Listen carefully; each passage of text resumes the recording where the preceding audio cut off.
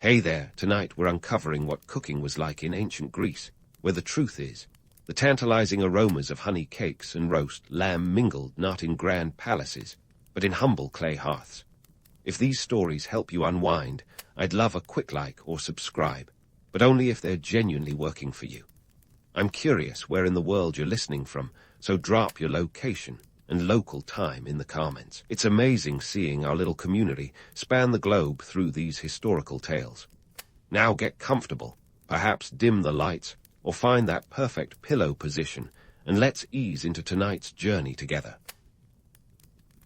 You're jolted awake by the relentless Greek sun, streaming through the window like Apollo himself, is telling you it's time to rise and shine. Welcome to ancient Greece, where mornings are simple, the air is fragrant with olive groves, and breakfast is, well, it's not exactly the stuff of culinary dreams. Forget about the idea of a leisurely breakfast spread. Here, it's all about getting just enough fuel to kickstart your day. As you stretch and get your bearings, let's face it, your stomach's making noises like a chorus of satyrs. Breakfast in ancient Greece, or akrotisma as the locals call it, is about to be a no-frills affair. Think of it as the original fast food, emphasis on the fast, not so much on the food. Let's shuffle over to the kitchen, where the first order of business is to deal with that gnawing hunger. You're not reaching for a cereal box or popping a slice of bread in the toaster. Nope, you're grabbing a hunk of barley bread, known as masa, which is so dense it could double as a building material. Barley was the MVP of ancient Greek grains, but don't let its popularity fool you into thinking it was a gourmet choice. It was cheap and filling, the two most important qualities when your currency is more philosophy than coin. Now, if you're living high on the hog, or in this case the olive, you might be able to drizzle a bit of olive oil over that bread. Olives, the true Mediterranean multitaskers, were everywhere. They were pressed into oil, eaten whole, or even used as a skin cleanser. Talk about getting the most bang for your drachma, and here's where the economic lines are drawn. If you belong to the upper echelons of society, you could sweeten the deal with a touch of honey. Imagine that, a dollop of golden sweetness cutting through the blandness, making breakfast feel slightly less like a chore. Honey was like the champagne of sweeteners, reserved for those who could afford a bit of luxury now and then. But for the average Greek, breakfast was more functional than flavorful, more about getting through the morning than savoring it. With your humble meal sorted, let's take a moment to debunk a bit of myth. While the romantic image of feasting Greeks reclining on couches might tickle the imagination, breakfast was rarely a social event. This was about sustenance, plain and simple, gobbled down quickly before the day's duties called. You might even have it while standing, a testament to the pragmatism of the time. And what of the beverage of choice to wash down that barley? Water was the go-to, with wine saved for later in the day. Ancient Greeks had a complicated relationship with alcohol, and breakfast wasn't usually the time to test their limits. Besides, it was a little early to be getting philosophical, or more accurately, tipsy. So, as you wrap up your morning meal, consider this. While the Greeks gave us democracy, philosophy, and drama, breakfast wasn't their crowning achievement. Yet, it served its purpose, grounding you in the reality of daily life in a world where meals were dictated by necessity rather than luxury. With your stomach somewhat satisfied, it's time to step into the day, ready to face whatever this ancient world throws your way. With breakfast now a distant memory, it's time to throw yourself into the bustling chaos of the agora. This is where ancient Greece really comes alive, a hive of activity that makes your morning barley bread seem like a quaint prelude to the real show. The agora is the marketplace and civic center of the city, where buying a fish can feel more like a diplomatic negotiation than a simple transaction. It's a place of haggling, gossip, and the occasional philosophical debate. Think of it as the ancient Greek version of Twitter, but with fewer trolls and more olives. As you navigate through the cacophony of shouting vendors and the smell of fresh produce mingling with less than fresh fish, you're reminded that the ancient Greeks weren't just philosophers and warriors. They were also savvy business people. Here, the art of the deal is alive and well. Fishmongers boast the day's catch with the enthusiasm of a modern-day car salesman, and you're expected to haggle like your dinner depends on it, because it does. Prices can vary wildly based on the day's haul and your bargaining skills, making the acquisition of a plump sea bass almost as thrilling as the taste. Let's talk numbers. A modest fish might set you back about 2 arballs, the ancient Greek equivalent of a few bucks. But if you're eyeing something more extravagant, like a prized cut of tuna, you might be shelling out a drachma. To put that in perspective, a drachma could also buy you a decent bottle of wine or a day's wages for a skilled laborer. It's all about priorities, right? And if you're thinking the price of fish is steep, wait until you see the olives. Speaking of olives, these little orbs of oil-packed goodness are as essential to Greek life as Wi-Fi is to a modern teenager. Olive oil isn't just a staple, it's the backbone of the Greek economy. You'll find it drizzled over just about everything, from salads to sacrifices. The average Greek probably consumed about 20 liters of olive oil a year, which is a lot when you consider they weren't exactly drowning their sorrows in salad dressing. Olive oil was currency, cuisine, and cosmetic. Just imagine trying to get through your day without it. It would be like trying to survive a Netflix binge without an internet connection. Impossible. Now, let's pivot to another essential. Wheat. The Greeks' love affair with wheat is as timeless as Zeus' complicated family tree. But here's the catch, literally. Wheat prices were as unpredictable as the Aegean weather, largely owing to the whims of politics and the reliability of trade routes. You see, Greece wasn't exactly the breadbasket of the ancient world. Much of their grain came from Egypt and the Black Sea region, making it vulnerable to everything from pirate raids to political squabbles. Picture this. You're in the agora, trying to buy enough wheat to keep your family fed for the week. On a good day, you might score a medimnos, about 55 pounds, for around 6 drachmas. But if the trading ships are delayed or a war breaks out, brace yourself for a price surge that would make even modern-day gas prices seem reasonable. It's a reminder that while the Greeks were masters of philosophy and theater, their daily lives could be as precarious as a tragic play. But what about the impact of politics? Well, trade wasn't just about exchanging goods. It was a complex web of alliances and rivalries. For instance, Athens' powerful navy controlled the grain routes, ensuring a steady supply when relations were good. But if tensions rose, you might find yourself in a tight spot, rationing your grain like a Spartan hoarding courage. It's a stark reminder that while the myths might celebrate heroes and guards, it was the mundane dance of diplomacy that often determined whether you ate well or went hungry. As you wrap up your shopping trip, pockets lighter and arms heavier, it's clear that the marketplace is more than just a place to buy food. It's a microcosm of Greek society, a living testament to their resourcefulness and resilience. The agora is where the pulse of the city beats strongest, a reminder that while the past might seem distant, the struggles and triumphs of daily life remain all too familiar. With your provisions secured, you're ready to face whatever the ancient world throws your way next, armed with the knowledge that in ancient Greece, even a trip to the market could be an epic of its own. As you amble back from the agora, laden with your well-bargained spoils, it's time to switch gears from sharper to chef. Welcome home, where the kitchen is less a gleaming marble showroom and more a cramped corner with a hearth and a handful of clay pots. You're about to dive into the heart of the ancient Greek culinary world, where lunch isn't just a meal. It's an event with all the gravitas of a mini-symposium. First things first, let's talk about the staple of the Greek diet, grains. If barley was your breakfast companion, wheat is its lunch counterpart. Wheat bread, known as ardos, was the gold standard, and you felt downright aristocratic if you managed to get your hands on it. But don't let visions of fluffy loaves dance in your head. This bread was dense and hardy, built to fill you up and keep you going, much like a modern energy bar but without the chocolate coating. In fact, a medimnos of wheat, about 55 pounds, cost around 6 drachmas, a reminder that this wasn't just food, it was a financial commitment. Now, let's sprinkle in some legumes, the unsung heroes of Greek cuisine. Lentils, chickpeas, and beans filled in the nutritional gaps left by the sparse protein offerings. They were the jack-of-all-trades of the food world, providing sustenance and variety without breaking the bank. A stew of lentils, or fakes, might not sound glamorous, but it was a lifeline for many, packed with protein and fiber.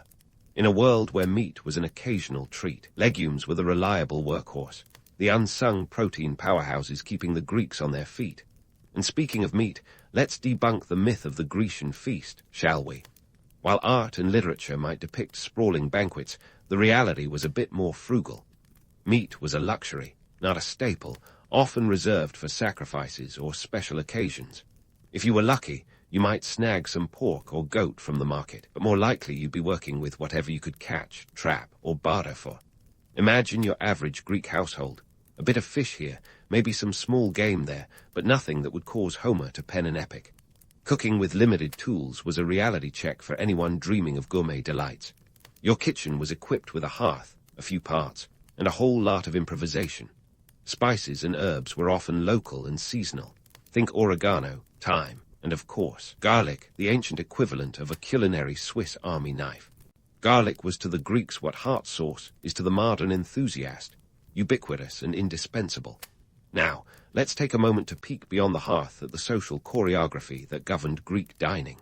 Communal dining was the order of the day, but it wasn't an egalitarian affair.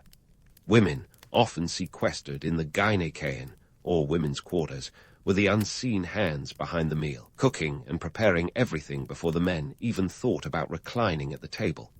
Gender roles were as fixed as the stars, with women largely relegated to domestic duties, an arrangement that might spark a modern debate or two. Then there's the myth of the symposium, the legendary social gathering where ideas flowed as freely as the wine. While these gatherings were real, they were exclusive, often excluding women, and focusing on philosophical discourse as much as debauchery. They were part intellectual salon, part frat party, and the poor kitchen staff had to make sure the wine was properly diluted. Greeks had a thing about drinking their wine mixed with water. It wasn't about diluting the fun. It was about keeping the conversation coherent, a sensible approach when lofty topics like ethics or politics were on the table. As you stir your stew and slice your bread, you're not just feeding yourself. You're participating in a tradition that's as much about community as it is about consumption. Food was a social glue, binding families and communities together in a world where survival often depended on collaboration. The Greeks might have been pioneers in philosophy and democracy, but their meals were grounded in practicality and necessity. It's a sobering reminder that while the myths tell tales of gods dining on ambrosia, the reality was often a bit more humble and a lot more human. In the end, preparing lunch in ancient Greece was an exercise in resourcefulness, a testament to the creativity and resilience of a people who knew how to make the most of what they had. It's a story of ingenuity, of making do with sparse resources, and of creating moments of connection over the simplest of meals. So, as you sit down to your midday feast, take a moment to appreciate the layers of history that have brought you to this table, where every bite is a link to the past, and every meal a reminder of the enduring power of food to sustain us in body and spirit. As you savor the last bite of your midday feast, the sun begins its lazy descent, painting the ancient Greek sky with hues that would make even the most stoic philosopher wax poetic. But don't get too comfortable. There's more on the menu today than just food. Evening approaches, and with it, the symposium, the Athenian soiree where the wine flows freely, and the conversation, hopefully, remains coherent. Now, let's set the scene. Picture a typical family dinner in ancient Greece. The household gathered around a modest meal, the air filled with the aroma of whatever stew or grain is on offer. It's an affair governed by routine and necessity, more about sustenance than spectacle. The symposium, however, is an entirely different beast, a social gathering that elevates dining to an art form and turns conversation into a competitive sport. Think of the symposium as the original TED talk, but with more wine and fewer PowerPoint slides. It's where the intellectual elite of Athens gathered to debate, discuss, and occasionally disagree, often loudly. But before you romanticize it as a prelude to modern academia, let's not forget the exclusivity. Women and non-citizens were typically persona non grata, so the guest list was about as diverse as a toga party at a frat house. Sorry, ladies, but you'd likely be stuck in the kitchen while the men wax philosophic about justice and virtue. Now, let's talk about the star of the evening, wine. The Greeks had a love affair with their vino, but not in the way you might think. They weren't swigging it straight from the amphora like some ancient frat bros. Oh no, they were all about dilution. The standard mix was 3 parts water to 1 part wine, a ratio that would make any self-respecting sommelier cringe. Why the watering down? To maintain decorum, of course.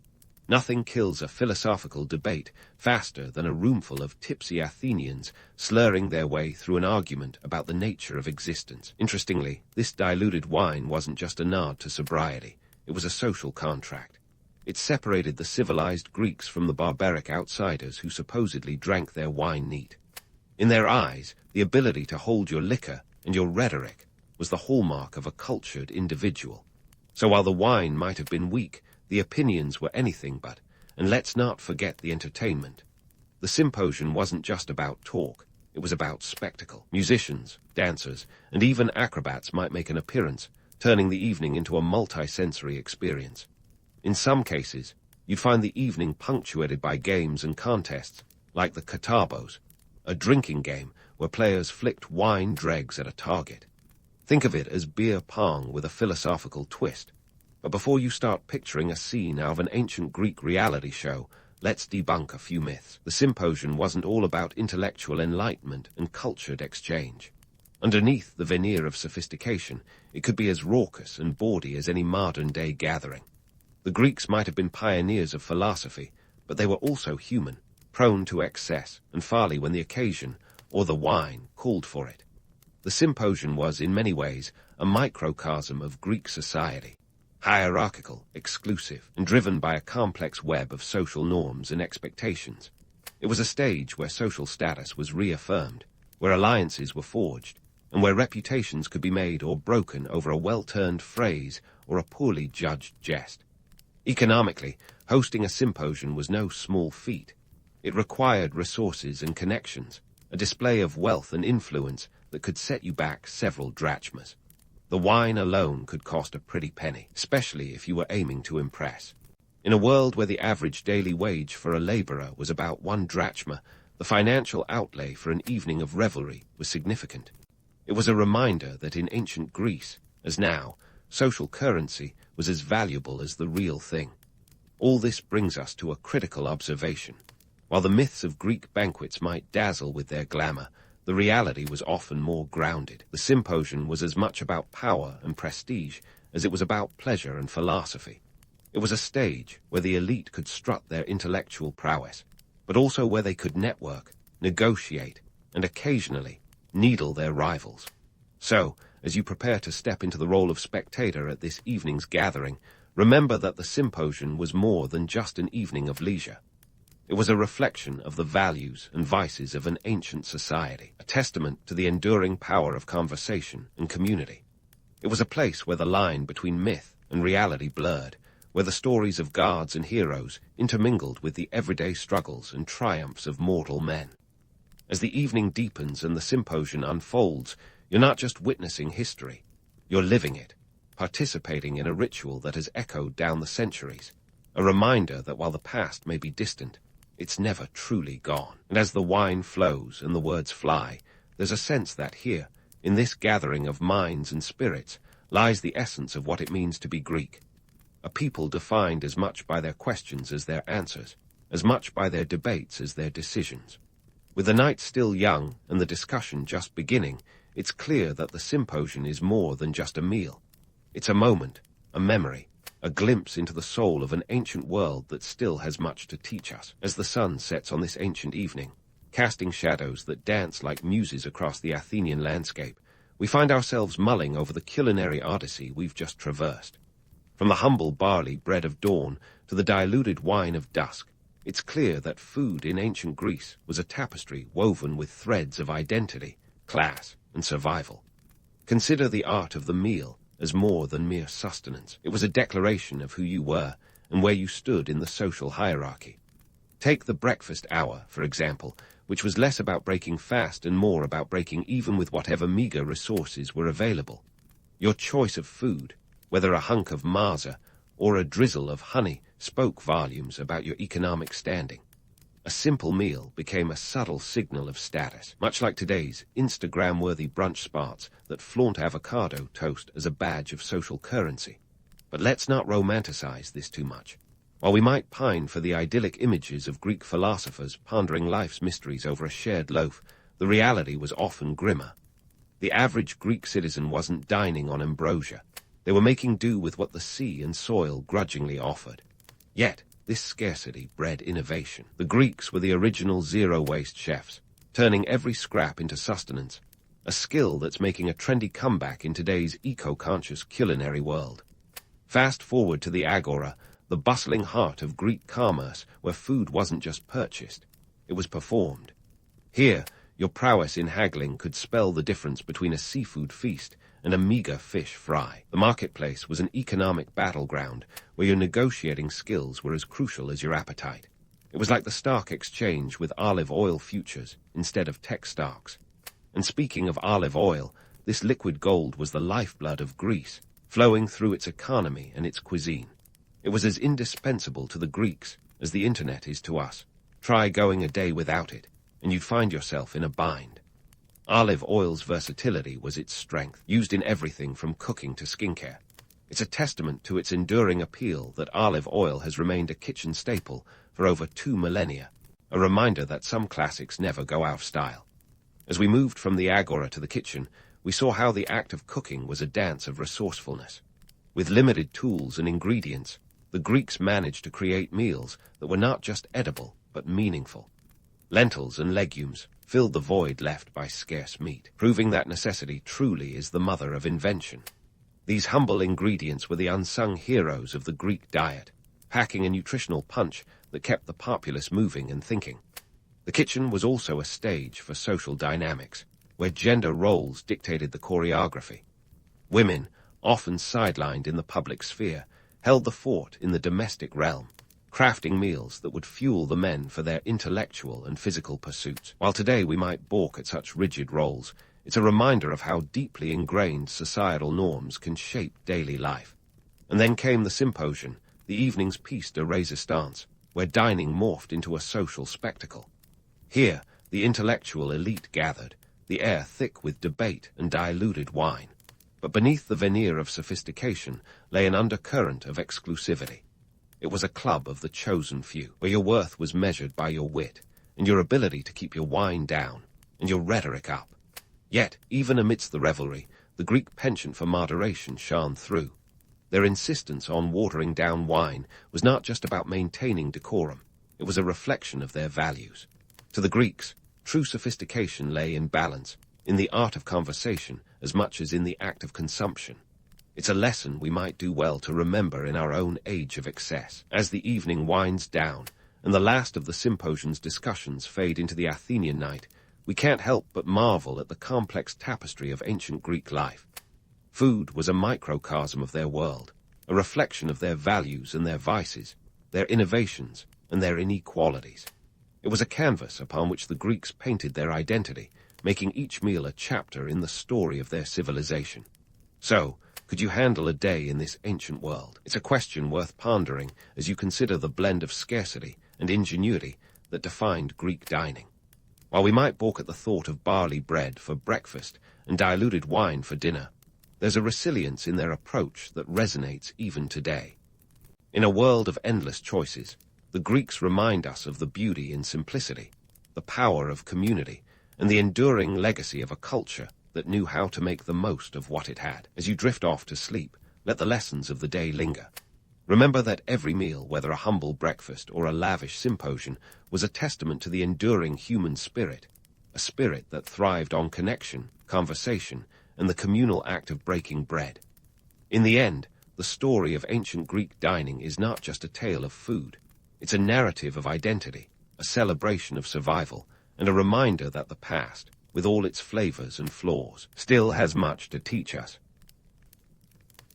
If you thought your childhood was chaotic, try growing up in 14th century China, where the Ming dynasty was busy inventing its own version of dramatic political intrigue. Enter Ma He, born in 1371 in today's Yunnan province. Young Ma He probably didn't expect his life to turn into a blockbuster epic, but history had other plans. At the tender age of 10, he was swept up in the Ming army's campaign against his native Mongol rulers. One minute, you're playing in the hills of Yunnan. The next, you're a prisoner on your way to become a eunuch in the imperial court. Not exactly a fairy tale start. Let's get the elephant in the room out of the way. Yes, Zheng, he was a eunuch. And yes, that meant exactly what you think it does. In the 14th century, castration was a disturbingly common practice for securing loyalty in the imperial court. You didn't have to worry about pesky family allegiances if you couldn't have a family right. The Ming dynasty, in its quest for absolute power, turned this grim practice into a political tool. It's a bit like using a sledgehammer to crack a nut. But hey, who are we to question the logic of medieval governance? Despite this less-than-glamorous beginning, Mahi didn't just survive, he thrived. His transformation from a captured boy to a trusted imperial aide is the stuff of legends. He learned to navigate the treacherous waters of court life with the skill of a seasoned sailor long before he ever set foot on a ship. Under the reign of the Yongle Emperor, Mahi emerged as Zheng, a name change that signaled a new chapter in his life, like a rock star getting a stage name, minus the guitars and pyrotechnics. The Ming dynasty was no stranger to power struggles. After overthrowing the Yuan dynasty in 1368, the early Ming emperors were constantly looking over their shoulders, paranoid about threats both real and imagined. The Yongle Emperor himself snagged the throne through a coup, because why wait for a natural succession when you can just take what you want? He was a man who knew how to seize opportunities, and he recognized a kindred spirit in Zheng. This was a time when loyalty was as valuable as gold, and Zheng proved himself a man with plenty of it. Zheng's keen intellect and strategic mind caught the Yongle Emperor's eye, not unlike a modern CEO spotting a rising star in the mailroom, if the mailroom involved a lot more intrigue and a lot less paperwork. The Emperor needed someone he could trust, someone who could lead grand initiatives without flinching at the sight of a dagger or a poisoned cup of tea. Zheng fit the bill. His early years at court taught him the art of diplomacy, military strategy, and the fine balance of maintaining power without losing your head, literally. As for the socio-political backdrop, it was a wild cocktail of ambition and paranoia. The Ming rulers were determined to solidify their hold over China, a task as monumental as building the Great Wall with toothpicks. They were also keen on boosting their international stature, a precursor to modern soft power tactics. The Yongle Emperor, always one to think big, had a vision of a China that wasn't just a regional power, but a global one, a vision that needed someone like Zheng to carry it out. In a world where the only constant was change, Zheng managed to stay ahead of the curve. He was a survivor, not just of the battlefield, but of the equally perilous game of court politics. His transformation from Mahi to Zheng, he was not just a change of name, but a metamorphosis into the role he was destined to play, a role that would take him far beyond the palace walls and into the annals of history. Stay tuned, because this is just the beginning of Zheng's epic journey. Zheng's journey from the court's shadowy corridors to the sunlit decks of the treasure fleet was nothing short of a meteoric rise. If you think your last promotion was a big deal, consider this. Zheng wasn't just handed a corner office. He was given command over what was essentially a floating city. Picture over 300 ships, some of them behemoths stretching up to 400 feet long. That's longer than a football field, and just slightly more imposing than your average office cubicle. Now, let's set the scene for 1405, when Zheng embarked on his first voyage. This wasn't your typical Sunday sail down the Yangtze River. We're talking about a fleet that included treasure ships, supply vessels, troop transports, and even water tankers. It was a logistical marvel, like organizing a citywide parade, but on water and with considerably fewer marching bands. The fleet carried 27,000 men, sailors, soldiers, translators, doctors, and of course, the bureaucrats. Because let's face it, nothing in history ever moved without the blessing of a few well-placed paper pushers. The Ming dynasty didn't just throw Zheng into uncharted waters with a map and a pat on the back. No, they equipped him with official seals, decrees, and enough treasure to make even the most indifferent foreign dignitary sit up and take notice. Gold, silk, porcelain, you name it, they had it. These were the ancient world's diplomatic trump cards, the 15th century equivalent of a well-stocked briefcase for a high-stakes business meeting. But why send out this massive fleet? Was it just a really elaborate way of showing off? Partially, yes. The Ming dynasty was flexing its muscles, making sure everyone knew who was boss across the Indian Ocean. Yet there was more at play here. These voyages were strategic chess moves on a global board. They established trade routes, secured alliances, and projected Chinese power in a way that was both subtle and overt. The world hadn't seen anything like it since the days of the Roman Empire, and it wouldn't again until the age of exploration kicked off in Europe. However, The romantic image of Zheng's voyages often glosses over the less glamorous aspects. Imagine the logistical headaches of feeding 27,000 men for months at sea. We're talking about provisions that would make your weekly grocery list look like a post-it note. Rice, dried meats, pickled vegetables, and enough fresh water to fill a small lake were all carefully packed aboard. Not to mention the navigational challenges. Forget GPS. These sailors relied on stars, compasses, and the expertise of seasoned navigators who could read the sea like a well-loved book. Now, let's talk about the ships themselves. The treasure ships, giant, multi-decked junks, were the flagships of the fleet. They were as much about intimidation as they were about transportation. Think of them as the battleships of their day, designed to awe and inspire. But they were also floating warehouses, carrying the emperor's gifts and the trade goods that would grease the wheels of diplomacy. The sheer size and complexity of these vessels were testament to the Ming dynasty's engineering prowess and its appetite for maritime dominance. There's a myth that Zheng's voyages were purely peaceful missions of goodwill. Well, that's partly true. The Ming dynasty was keen on spreading its influence without resorting to full-scale conquest. However, they weren't above showing a bit of muscle when necessary. The fleet carried soldiers, and more than once, Zheng had to remind local rulers that Chinese friendship was a valuable commodity, one best not taken for granted. Economic motives were also woven into the tapestry of these voyages. The Ming court was interested in the trade networks that stretched from East Africa to Arabia and beyond. By establishing direct contact with these regions, they bypassed intermediaries, securing better deals and ensuring a steady flow of exotic goods back to China. The voyages were as much about economics as they were about diplomacy. The first voyage took Zheng and his fleet from the bustling docks of Nanjing to the ports of Southeast Asia and onward to India. Each stop was a carefully orchestrated performance. Gifts were exchanged, treaties were signed, and the locals were left in no doubt about the Ming dynasty's power and reach. It was soft power with a hard edge, diplomacy backed by the implicit threat of those massive ships looming on the horizon. Zheng's rise was no accident. It was the result of a perfect storm of ambition, talent, and opportunity. The Yongle emperor had found in him a man who could embody the dynasty's grand vision, and Zheng, he rose to the challenge with aplomb. His first voyage was an unqualified success, setting the stage for the 6 subsequent expeditions that would take him as far as the eastern coasts of Africa. As he returned to China, laden with treasures and stories of distant lands, Zheng he cemented his place in history. But this was only the beginning. The voyages would continue, each more ambitious than the last, as the treasure fleet pushed the boundaries of what was possible in the medieval world. With each journey, Zheng and his fleet would carve their legacy into the annals of history, a legacy that endures to this day. Stay tuned, because the seas have many more stories to tell, and Zheng's journey is far from over. As the sails of Zheng's colossal fleet unfurled on the horizon, they weren't just catching the wind, they were catching the world's attention. With each voyage, Zheng wasn't just skimming the surface.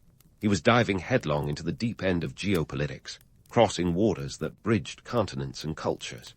His 7 epic voyages from 1405 to 1433 were a maritime ballet of diplomacy, trade, and the occasional show of military might, a high-seas drama worthy of a blockbuster film today. At the peak of these voyages, the fleet was making waves, literally and metaphorically, from the lush shores of Sri Lanka to the bustling Swahili coast. Now, Sri Lanka wasn't just a scenic pit stop for the fleet. It was a strategic gem in the Indian Ocean, loaded with spices, elephants, and a trifecta of cultures that had traders drooling. Sinhalese, Tamil, and Arab. Zheng's encounters here were a masterclass in political chess. He brought gifts, negotiated treaties, and sometimes flexed military muscle to show who was king of the high seas. A notable episode was his interaction with the local ruler, Alekshvara, in 1411. Alekshvara must have forgotten the memo about playing nice, because he decided to double-cross the Chinese. Zheng he responded with a swift military action that was as much about restoring order as it was about sending a message. Mess with us, and you're getting a surprise visit from the world's largest fleet. The fleet's adventures didn't stop at Sri Lanka. It charted a course across the Indian Ocean, reaching the Swahili coast of Africa, a region that was the crossroads of countless cultures and trade networks. These weren't just tourist jaunts, they were economic expeditions, with Zheng acting as an envoy of the Ming dynasty, bearing gifts of silk and porcelain that were the medieval world's equivalent of platinum credit cards. The Swahili coast, stretching from modern-day Somalia to Mozambique, was a melting pot of African, Arab, and Persian influences. It was here that Zheng traded with city-states like Mogadishu, Melindi, and Kilwa, exchanging Chinese goods for African ivory, gold, and exotic animals such as zebras and giraffes, creatures so astonishing that they sparked rumors back in China of mythical beasts. But let's not romanticize this into some kind of Kumbaya moment of cultural exchange. While Zheng was shaking hands and signing treaties, his fleet was also a floating fortress. Those treasure ships weren't just for hauling gifts.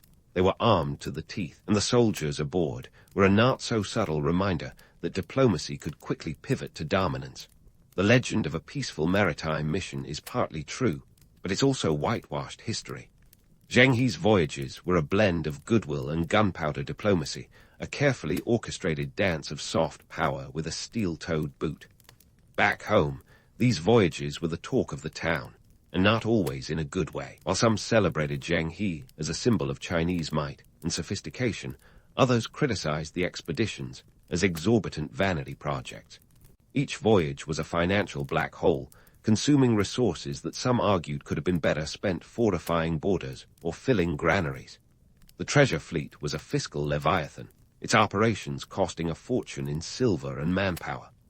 The economic gains, though significant, were often intangible: reputation, influence, and alliances that were hard to quantify but crucial for a dynasty seeking to cement its place on the global stage. Moreover, the voyages became a point of contention among the Confucian scholars at court, who were about as thrilled with maritime adventures as a cat with a bath. They argued that the expeditions deviated from Confucian ideals, which prioritized agriculture and internal stability over far-flung endeavors. It was a classic clash of ideology and ambition, the age-old debate of whether to look inward or outward in pursuit of greatness. Despite the internal grumbling, the allure of Zheng's exploits continued to captivate the public imagination. As tales of his journeys spread, they were embellished with the kind of flair that would make even the most sensational tabloid blush. There were stories of Zheng battling sea monsters, discovering fantastical islands, and being hailed as a demigod in foreign lands. Myths, yes, but they spoke to a deep-seated human fascination with the unknown, the allure of the horizon just beyond reach. These voyages left an indelible mark, not just on the world, but on the psyche of the Ming dynasty itself. They demonstrated that China was not just a land of silk and scholars, but a formidable maritime power capable of projecting its influence across continents. And yet, as grand as these expeditions were, they couldn't escape the gravitational pull of political tides back home. The death of the Yongle Emperor in 1424 marked a turning point. His successor, the Hanseatic Emperor, had little interest in overseas adventures, preferring to focus on domestic affairs. The subsequent emperors followed suit, and the treasure fleet, once the pride of the empire, was eventually left to rot in its docks, a relic of a bygone era. But let's not get ahead of ourselves. Zheng's voyages may have been winding down, but they were far from forgotten. As he returned to China with treasures and stories, he brought back not just material wealth, but a vision of what the world could be, a vast, interconnected web of cultures and commerce. It was a vision that would lay dormant for centuries, only to be revived in the modern age when the world truly became a global village. And so, the story of Zheng is not just about ships and trade, but about the power of curiosity and the courage to explore uncharted waters. It's a reminder that history is not a straight line, but a tapestry woven with the threads of ambition, innovation, and sometimes sheer audacity. Stay tuned, because the waves of history have a few more swells left, and Zheng's journey is far from over. As Zheng's final journey drew to its twilight, the Ming court was knee-deep in a tug-of-war that would make even the most thrilling political drama look like a children's puppet show. The grand voyages, once the crown jewels of the Yongle Emperor's vision, were now under scrutiny, not for their daring adventures, but for the staggering cost they left in their wake. Imagine trying to justify a luxury yacht collection to a boardroom full of frugal accountants. That's the kind of heat the treasure fleet was facing. Back in the Ming Dynasty's nerve center, the Confucian bureaucrats, those stalwarts of tradition, were sharpening their quills and their arguments against these maritime splurges. Now, it's important to note, these were not your run-of-the-mill pencil pushers. The Confucian scholars were essentially the gatekeepers of moral and economic policy, and they had their sights set on a less extravagant, more inward-looking China. Why, you ask? Well, the Confucian ideology, deeply embedded in the culture, emphasized agricultural development and societal stability over gallivanting across the seas, no matter how much ivory or giraffes the expeditions brought back. For them, the treasure fleet was less a symbol of prestige and more a colossal money pit, guzzling silver and resources that could have been used to fortify the Great Wall or, heaven forbid, actually feed the population. These scholars weren't just blowing hot air, either. The numbers painted a stark picture. Each voyage was a logistical nightmare, costing a fortune in silver, which, by the way, was the dynasty's economic lifeblood. Not only did the fleet need to be built and maintained, but each trip required the provisioning of thousands of men. In modern terms, imagine planning a multi-country, all expenses paid tour for a small army every few years. The Ming treasury was practically hemorrhaging cash, and the bureaucrats were just about ready to apply the tourniquet. Then there was the political climate. The death of the Yongle emperor in 1424 had shifted the winds of favor. His successor, the Hanseatic emperor, was about as enthused about maritime glory as a cat about a swim. The new guy in charge preferred to keep his feet, and the empire's resources, firmly planted on solid ground. He saw the voyages as extravagant distractions from more pressing internal affairs, like quelling insurrections and managing the sprawling bureaucracy. The Hanseatic emperor's reign was short-lived, but the sentiment stuck. His successor, the Xuan emperor, briefly revived the voyages, but even he couldn't ignore the rising tide of opposition. By the time the treasure fleet returned from its 7th voyage, the curtain was closing on Zheng's nautical exploits. The ships were docked, the sails furled, and the once mighty fleet was left to the mercy of time and neglect. The cessation of the treasure fleet wasn't just a fiscal decision, it was a philosophical shift. The debate between exploration and isolationism was more than a clash of ideas. It was a battle for the soul of the Ming dynasty. And in this ideological skirmish, the isolationists came out on top. The narrative was clear. Why venture out into the unknown when there were so many known problems at home? This decision to close the chapter on Zheng's expeditions was as much a nod to economic prudence as it was a bow to the Confucian principles that had shaped Chinese governance for centuries. The court opted to invest in domestic stability over international prestige, a choice that would have far-reaching implications. And let's not forget the practical challenges that these voyages presented. Each expedition was a high-stakes gamble with the elements, political climates of foreign lands, and the ever-looming threat of piracy. The seas were as unpredictable as the Ming court's shifting loyalties, and the safety of the fleet was never guaranteed. Every voyage was a testament to human ingenuity and resilience, but also a reminder of the precariousness of such grand enterprises. Yet, the allure of these voyages, and the man at their helm, remained. Zheng, the boy from Yunnan who rose to command a fleet that spanned the oceans, became a legend in his own right. His journeys were romanticized, his exploits exaggerated, and his legacy cemented in the annals of maritime history. Even as the sails of the treasure fleet were folded away for good, the stories of Zheng's voyages continued to wash over the imaginations of those who dared to dream of distant shores. The decline of Zheng's naval expeditions was not just the end of an era, but a poignant reminder of the delicate balance between ambition and caution, exploration and introspection.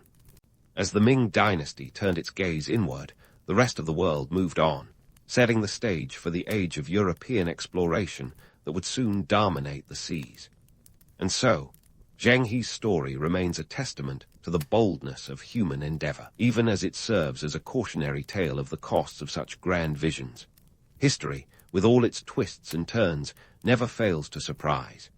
Stay tuned, because while the treasure fleet may have anchored for the last time, the tides of history continue to roll on, carrying with them stories yet to be told. Though the treasure fleet had been retired to a fate of barnacle gathering and slow decay, the echoes of its voyages continued to ripple through history like a stone skipped across a placid lake. Zheng He's legacy is a testament to the paradox of human ambition. While his journeys were temporarily shelved, their impact on Chinese history and global exploration was anything but transitory. This wasn't just a series of maritime jaunts. It was a grand experiment in international relations, economic strategy, and cultural exchange that left an indelible mark on the pages of history. Let's start by tackling one of the most tantalizing myths. Did Zheng He discover America before Columbus? This is the kind of tantalizing yarn that conspiracy theorists love to spin. The idea that Zheng He and his fleet might have made it across the Pacific and set foot in the Americas before the Nina, Pinta, and Santa Maria ever left port is a romantic notion. But alas, it's more fantasy than fact. While the treasure fleet did boast ships capable of such a journey, there's zero concrete evidence to suggest they made it anywhere near the New World. The records from Zheng He's voyages, meticulously maintained by the Ming court, don't mention anything resembling the American continents. So while it's a fun what-if to imagine Zheng He sipping tea with the Aztecs, it's not a historical reality. But what did happen is equally fascinating. Zheng He's voyages established a template for what we might today call soft power. Instead of relying on conquest, these expeditions used diplomacy and trade to extend influence. They opened up new trade routes and established relationships that brought a wealth of goods and ideas back to China, from African ivory to Arabian spices. This was globalization before global became a buzzword. And although the Ming dynasty eventually pulled back from these distant shores, the blueprint for international engagement had been sketched out in bold strokes. Zheng He himself became a symbol of this era, a figure straddling the line between historical figure and mythic hero. In China, his legacy is honored in ways both grand and quaint. Temples dedicated to him dart the coastal regions, and his story is taught in schools as a testament to Chinese ingenuity and ambition. In fact, his voyages are often cited as evidence of China's historical openness to the world, countering the narrative of a nation perpetually turned inward. It's a narrative that underscores how history can be wielded as a tool in shaping modern national identity. Fast forward to today, and Zheng He's influence is still felt in the corridors of global diplomacy. The Belt and Road Initiative, China's modern-day effort to create trade networks across Asia, Africa, and beyond, is often compared to his voyages.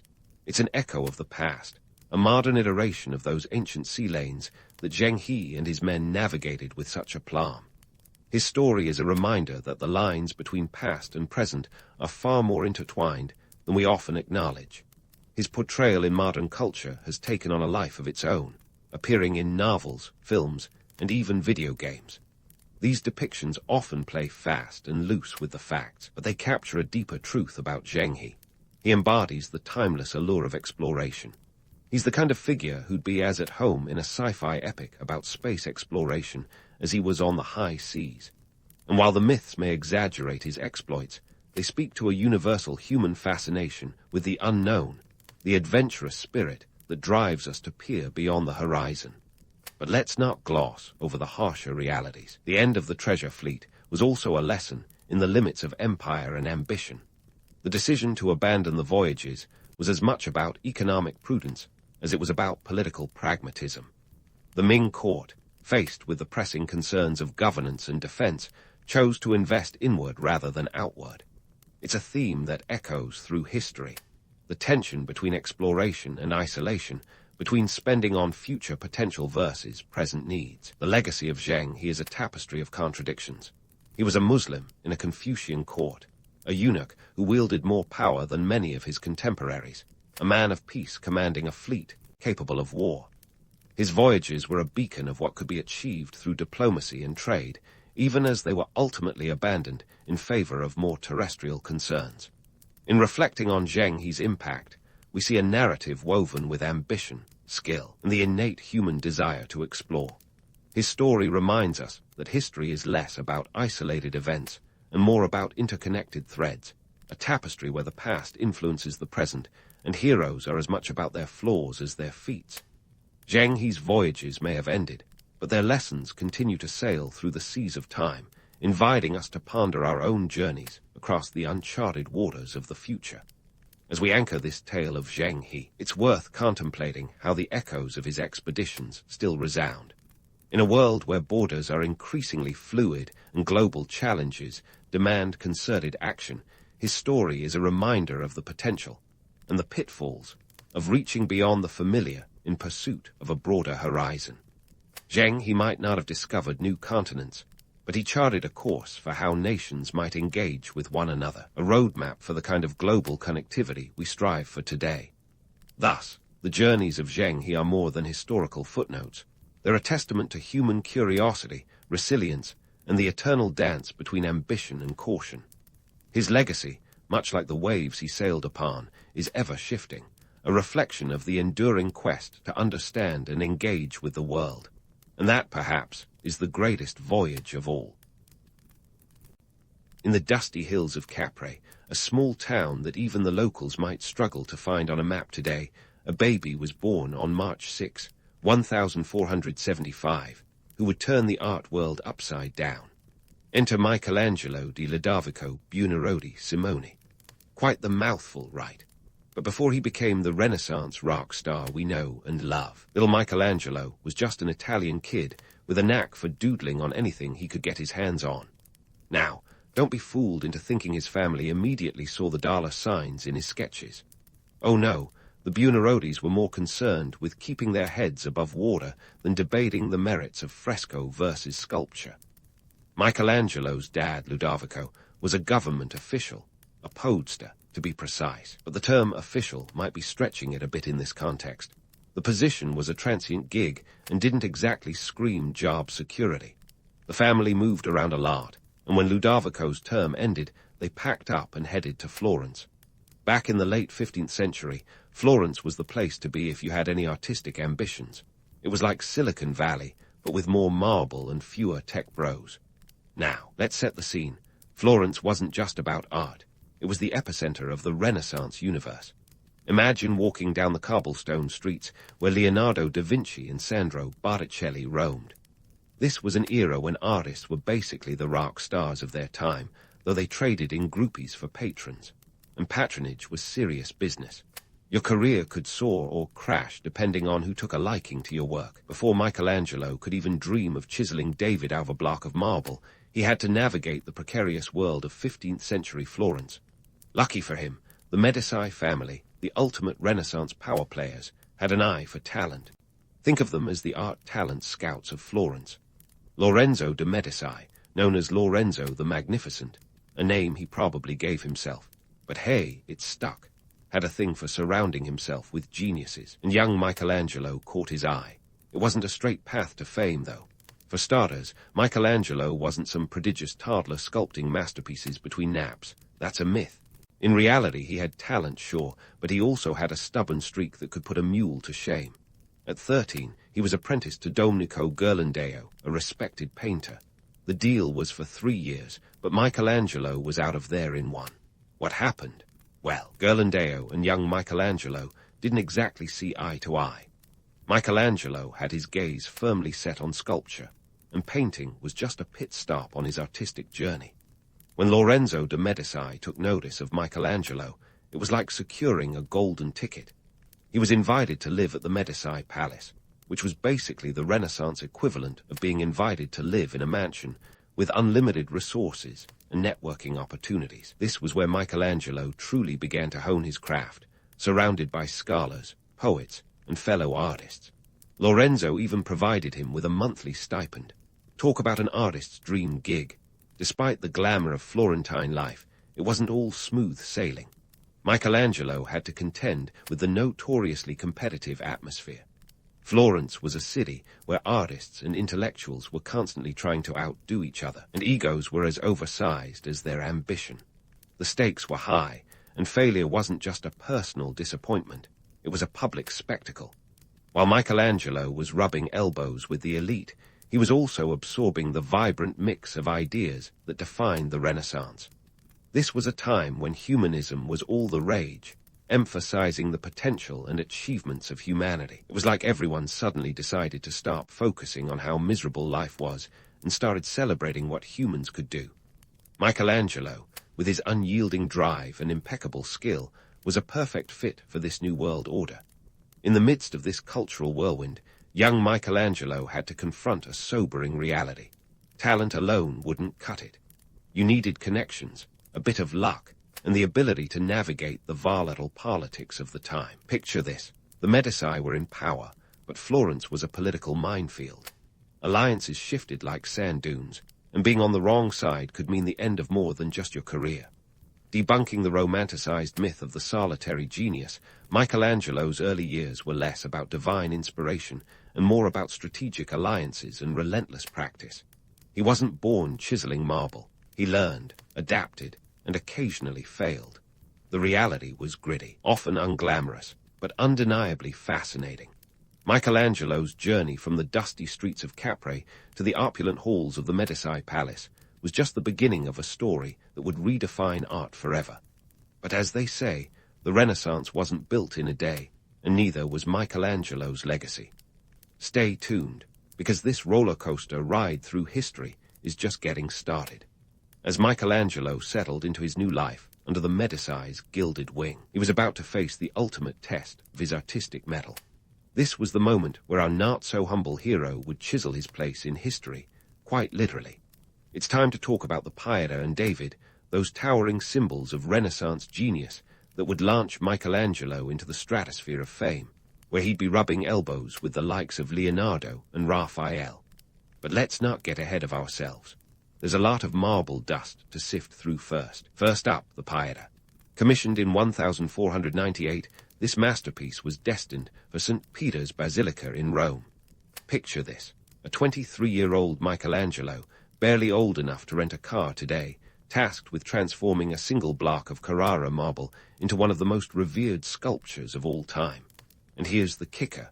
He had less than 2 years to pull it off. The contract was signed with a French cardinal, Jean de Bilhers, who was willing to fork over 450 ducats for the finished piece. That's equivalent to roughly $70,000 today, not exactly pocket change, but a bargain for immortality. Now, why the Pieta? Well, it wasn't just because Michelangelo had a thing for carving emotionally charged religious scenes. This was a strategic move, a calculated attempt to stake his claim in the competitive art scene of Rome, a city teeming with artists ready to elbow each other out of the way for a slice of papal patronage. You see, art in Renaissance Italy wasn't just about soul-stirring beauty. It was a cutthroat business, and Michelangelo was sharpening his tools for battle. The Pieta debuted in 1499, and it was an instant sensation. Crowds flocked to see the young artist's depiction of Mary cradling the lifeless body of Jesus, rendered with such tenderness that it seemed to defy the cold, hard medium of marble. But wait, here comes the myth-busting moment. Contrary to popular belief, Michelangelo didn't create the Pieta in a hermetically sealed bubble of inspiration. Nope. He was knee-deep in the messy workshop politics of the time. Rumor has it that, when some onlookers credited the sculpture to another artist, a fuming Michelangelo snuck into the chapel one night and carved his name across Mary's sash. Talk about branding your work. As the Pieta catapulted Michelangelo into the Renaissance spotlight, another project loomed on the horizon, one that would define not just his career, but centuries of art history. Enter David. Commissioned by the Florentine government in 1501, this was no ordinary statue. It was a colossal undertaking in every sense of the word. The marble block itself, dubbed the Giant, had been languishing in a courtyard for over 25 years, a rejected lump of stone that had already defeated 2 sculptors. But Michelangelo saw potential where others saw a headache. Over the next 3 years, Michelangelo chipped away at the behemoth, coaxing David's sinewy form from the stubborn stone. The result, a 17-foot-tall symbol of Florentine civic pride, ready to stare down any would-be Goliaths threatening the city. And here's a fun fact to chew on. David was originally intended for the roofline of Florence Cathedral. Imagine craning your neck to catch a glimpse of that masterpiece perched like a pigeon on a ledge. Fortunately for art lovers everywhere, wiser heads prevailed, and David was placed in the Palazzo della Signoria, where he could properly intimidate passers-by at eye level. But the road to artistic glory is rarely smooth, and Michelangelo's was no exception. Remember the broken nose incident? Ah, yes, a juicy tidbit from the annals of art world gossip. The story goes that a young Michelangelo, still wet behind the ears, got into a spat with Pietro Torrigiano, a fellow artist with a penchant for fisticuffs. Their clash ended with Torrigiano delivering a punch that left Michelangelo with a slightly misshapen schnoz for the rest of his life. Torrigiano later bragged about the incident, which might have been the Renaissance equivalent of a Twitter feud gone viral. I gave him such a blow on the nose that I felt bone and cartilage go down like biscuit beneath my knuckles, Torrigiano boasted. Not exactly the kind of artistic critique Michelangelo was hoping for, but it did add a certain rugged charm to his legacy. While Michelangelo was busy sculpting his path to stardom, he was also navigating the tangled web of Renaissance patronage, a world where contracts were as slippery as the marble he carved.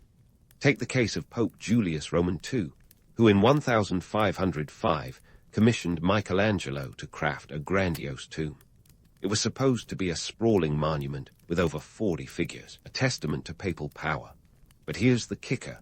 The project turned into a decades-long saga of delays, budget cuts, and enough drama to fill a soap opera. By the time the dust settled, only a fraction of the original plan was realized. Michelangelo dubbed it the tragedy of the tomb, and it's a miracle he didn't chuck his chisel in frustration. Yet, through all the highs and lows, Michelangelo's work stood as a testament to the power of human creativity, a shining beacon in the often murky waters of Renaissance politics. His sculptures were more than just pretty faces. They were bold statements about the potential of mankind, a reflection of the humanist ideals that were sweeping through Europe like wildfire. Michelangelo wasn't just carving marble, he was sculpting the future. As we wrap up this leg of our journey through the Renaissance, let's take a moment to appreciate the sheer audacity of Michelangelo's ambition. He wasn't content to merely participate in the art world of his time, he wanted to redefine it. And while his path was anything but smooth, it was these bumps and bruises, literal and figurative, that forged him into the legend we celebrate today. But hold on to your hats, because this story is far from over. Up next, we'll delve deeper into the labyrinth of Michelangelo's later years, where even more challenges and triumphs await. So stay tuned, because the Renaissance roller coaster is still racing forward, and it's bound to be a wild ride. As we ease into the next chaotic chapter of Michelangelo's life, buckle up for a tale that's as much about the politics of paint as it is about the artistry itself. By the time he was summoned to Rome by Pope Julius Roman II in 1508, Michelangelo was already a rock star in the art world. But instead of lounging in his laurels, he was about to face one of the most challenging gigs of his career, painting the ceiling of the Sistine Chapel, an endeavor that would push him to his physical and mental limits, and let's be honest, test the limits of human patience. Now, why did Pope Julius Roman II, a man with the nickname the Warrior Pope, and not for his love of peaceful negotiations, decide a sculptor should tackle this massive fresco project? Ah, the whims of papal politics. You see, Julius was no ordinary pontiff. He was a man on a mission to cement his legacy, quite literally, in the bricks and mortar of Rome. So he needed the best, and Michelangelo, despite his protests that he was more at home wielding a chisel than a paintbrush, was his man. Of course, the legend has it that Michelangelo painted the Sistine ceiling lying on his back, but that's more fiction than fact. The reality was far less romantic, and involved a lot more neck strain. Michelangelo actually stood on a scaffold of his own design, craning his neck upward for hours on end. And as if that wasn't enough to make anyone grumpy, let's throw in the fact that paint dripped into his eyes and down his arms, an occupational hazard that would have sent lesser artists running for the nearest tavern.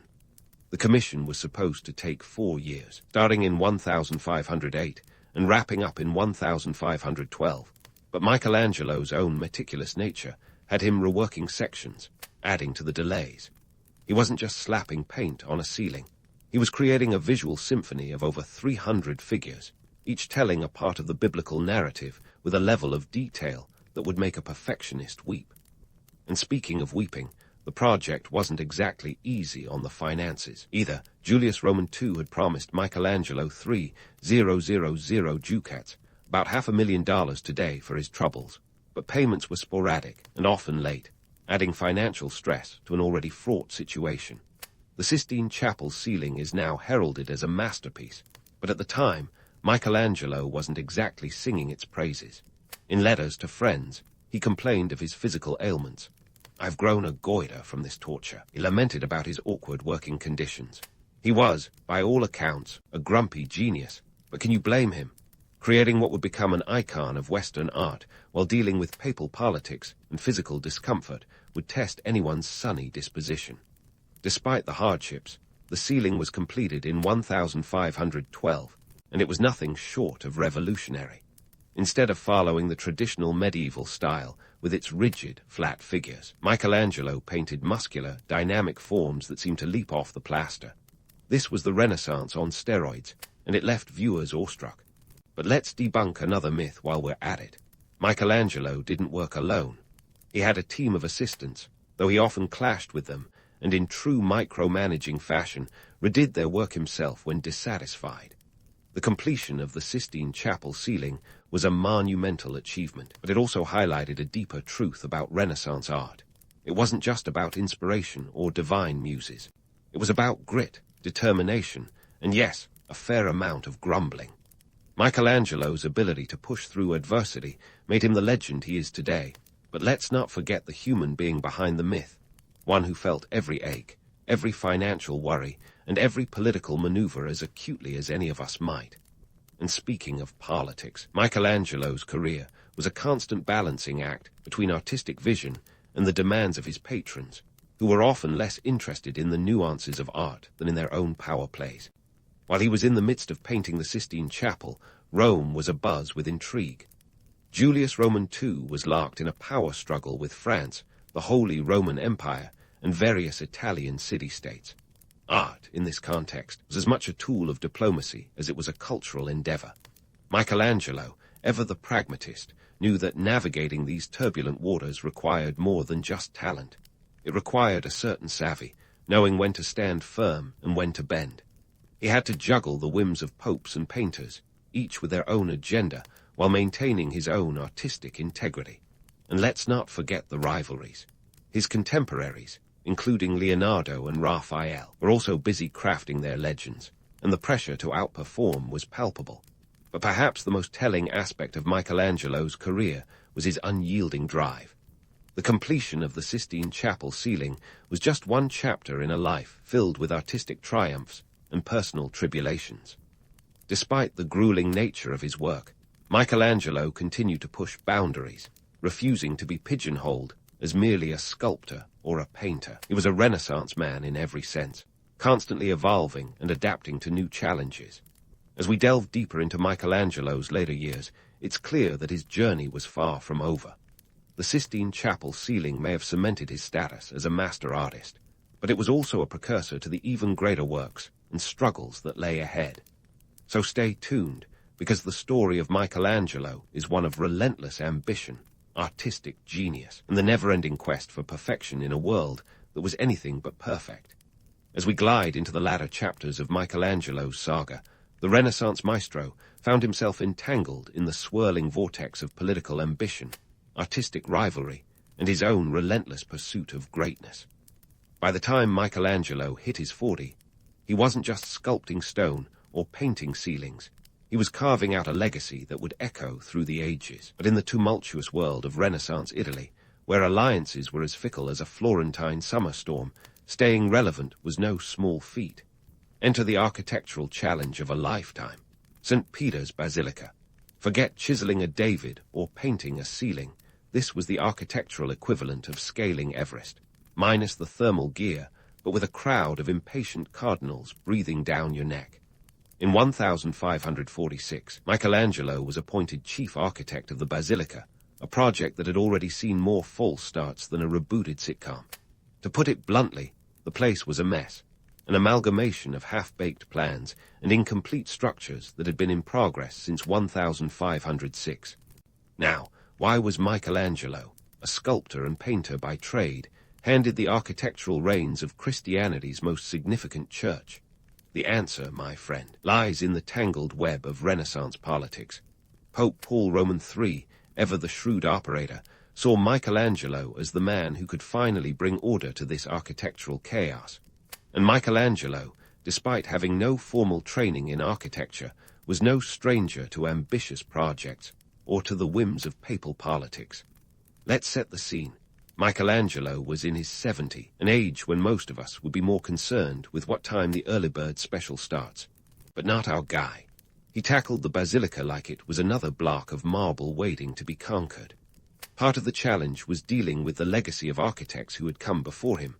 Bramante, Raphael, and Antonio da Sangallo the Younger, each leaving their own mark, or rather, their own architectural headaches. Michelangelo had a vision, though, and it was as bold as you'd expect from the man who made marble weep. He tossed out the existing plans that had turned St. Peter's into a jigsaw puzzle and went back to the drawing board. His solution: a massive, unified dome inspired by the Pantheon, a feat of engineering that would become an icon of Renaissance architecture. But don't be fooled into thinking this was a solo endeavor. Michelangelo had a team of craftsmen and engineers, each a cog in the vast machine necessary to turn his vision into reality. As he orchestrated this architectural symphony, Michelangelo was also engaged in a different kind of rivalry, this time not with fellow artists, but with the very elements of time and mortality. The clock was ticking, and Michelangelo knew he wouldn't live to see the basilica completed. Yet, his designs laid the foundation for what would become one of the most recognizable domes in the world, completed in 1590, 26 years after his death. Talk about leaving a posthumous mic drop. While Michelangelo was busy rewriting the architectural playbook, he was also navigating a minefield of personal rivalries and shifting political landscapes. Remember the myth of the solitary genius. It's about as accurate as a Renaissance horoscope. Michelangelo's later years were rife with collaborations and conflicts, each as dramatic as the next. Take his ongoing feud with Leonardo da Vinci, for instance, a simmering tension that was less about personal animosity and more about the fierce competition for patronage and prestige. These were the Renaissance rock stars, each vying for center stage in the grand theater of history. Michelangelo's collaborations weren't always harmonious, though. He had a knack for rubbing people the wrong way, his stubborn independence often clashing with the collaborative spirit required for massive projects like St. Peter's. Yet, this very obstinance was also his driving force, pushing him to create works that defied conventional expectations. Amid the architectural grandeur and personal rivalries, Michelangelo also faced the harsh realities of an ever-changing world. The Reformation was shaking the foundations of the Catholic Church, and with it, the role of art in society. Michelangelo, ever the pragmatist, adapted to these tectonic shifts, his later works reflecting a more somber, introspective tone. His sculpture, the Deposition, for example, is a far cry from the youthful exuberance of David, capturing instead the weight of a lifetime's worth of struggle and achievement. And let's not forget the economic context. Michelangelo's projects were expensive, eye-wateringly so. The basilica alone cost the church a fortune, at a time when financial resources were stretched thin by the Reformation and ongoing wars. Yet, Michelangelo's work was seen as a necessary investment, a testament to the church's enduring power and influence. It was art as propaganda, and Michelangelo was its master craftsman.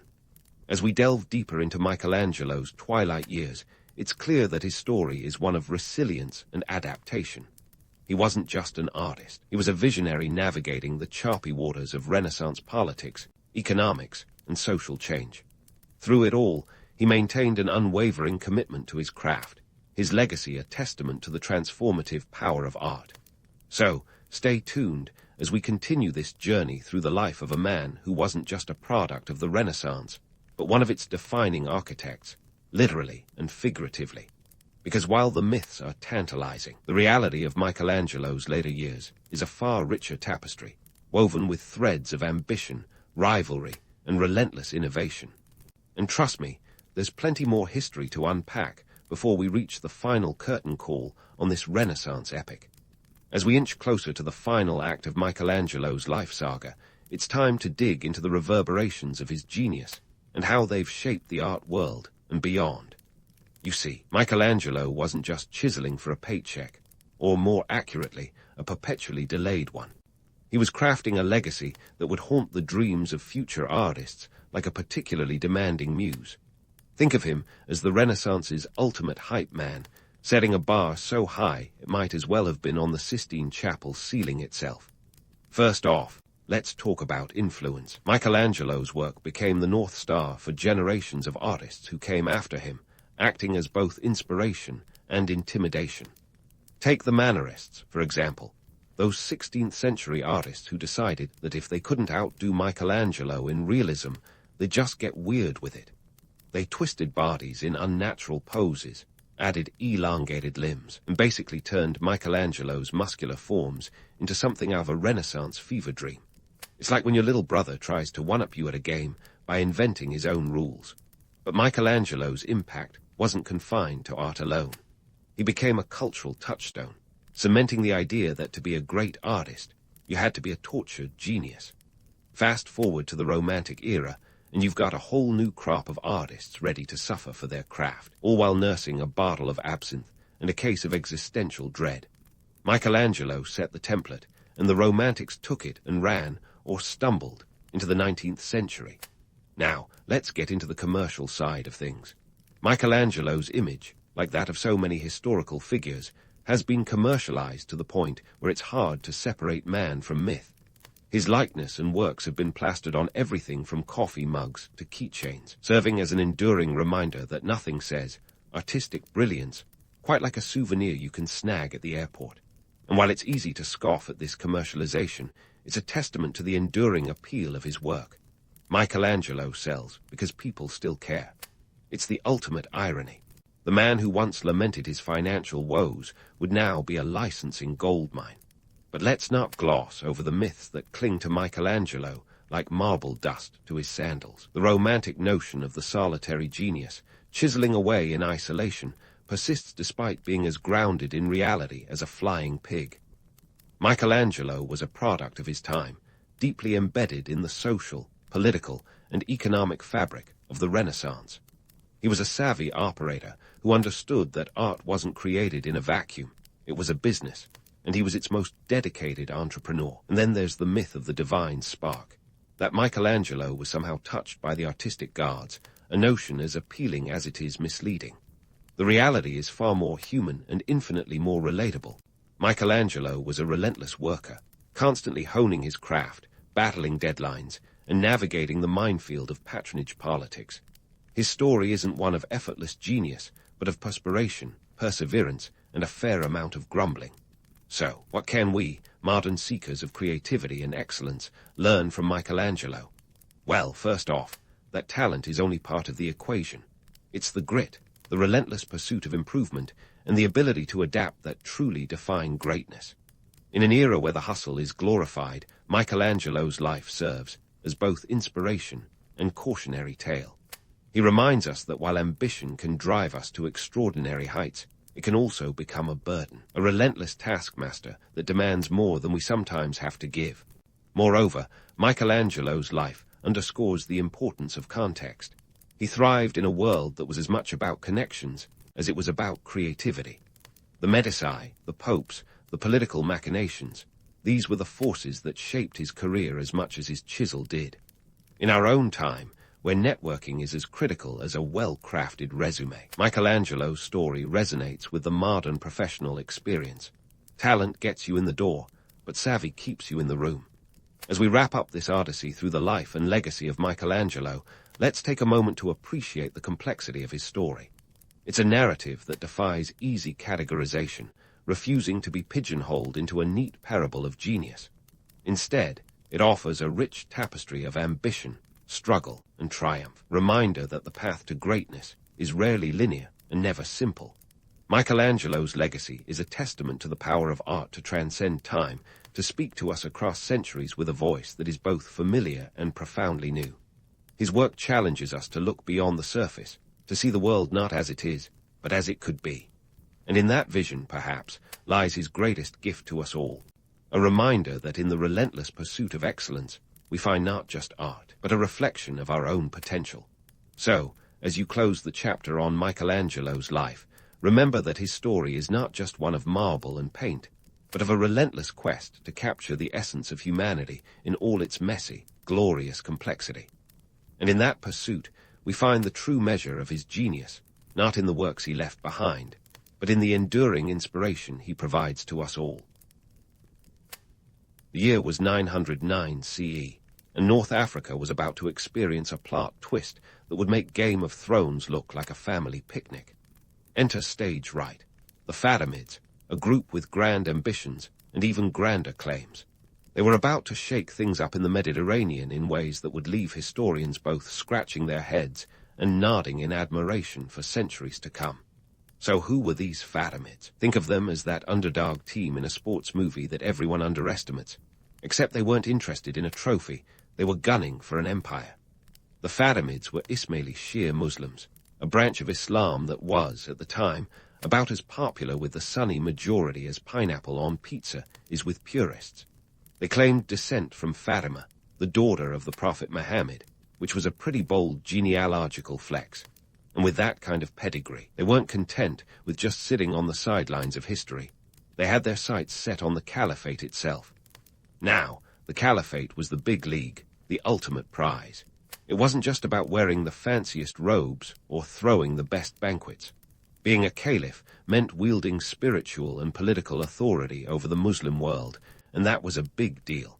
But before they could even think about claiming the Caliphate, the Fatimids had to deal with the not-so-small matter of funding a revolution. Spoiler alert, revolutions don't come cheap. You need money for armies, supplies, and the occasional bribe or two. This wasn't just a matter of a bake sale or a Kickstarter campaign. This required serious cash.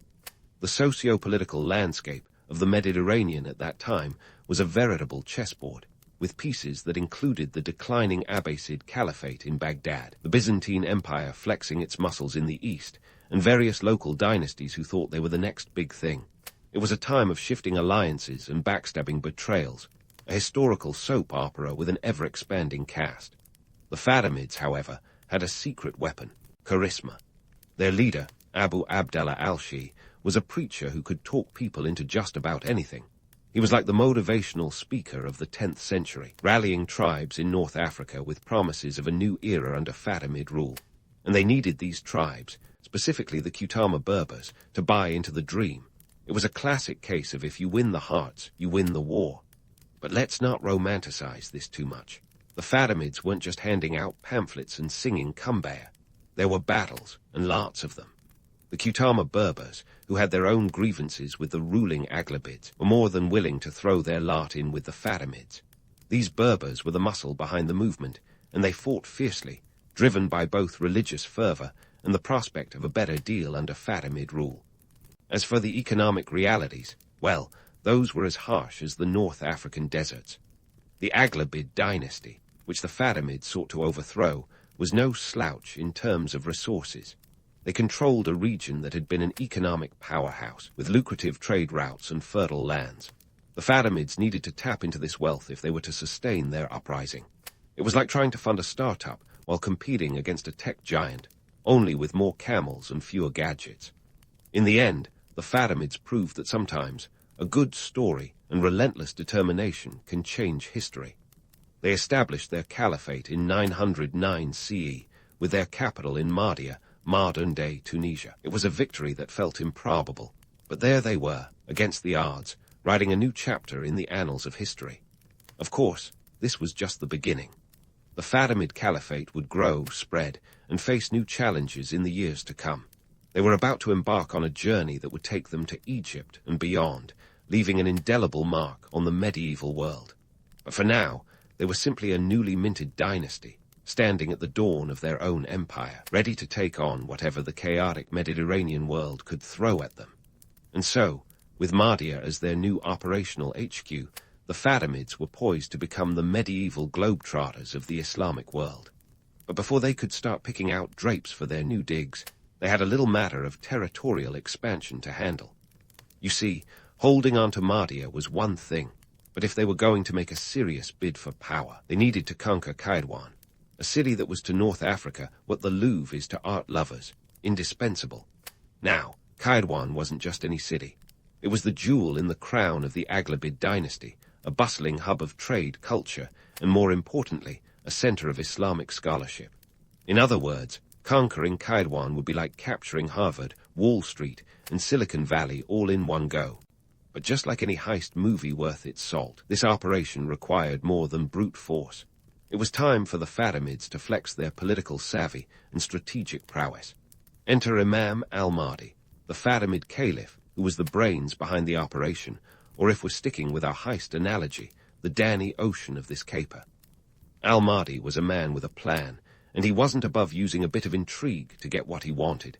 He understood that the key to Kairouan wasn't just storming the gates, it was winning hearts and minds. So, he started crafting narratives and alliances like an ancient spin doctor. He promised the locals a brighter future under Fatimid rule, and for many, the idea of a new regime was just what the medieval doctor ordered. While al-Mahdi played the long game, his ground team was hard at work.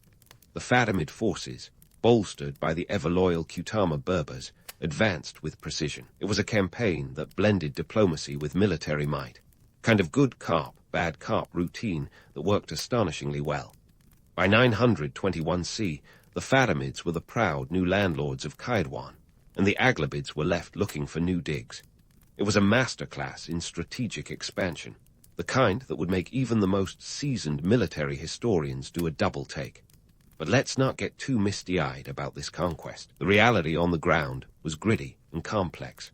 Holding such a vast territory came with its own set of headaches, not least of which was the challenge of governance. You didn't just waltz into a city like Kairouan and declare yourself the boss without expecting a bit of pushback. The Fatimids had to deal with the practicalities of administration, everything from tax collection to law enforcement.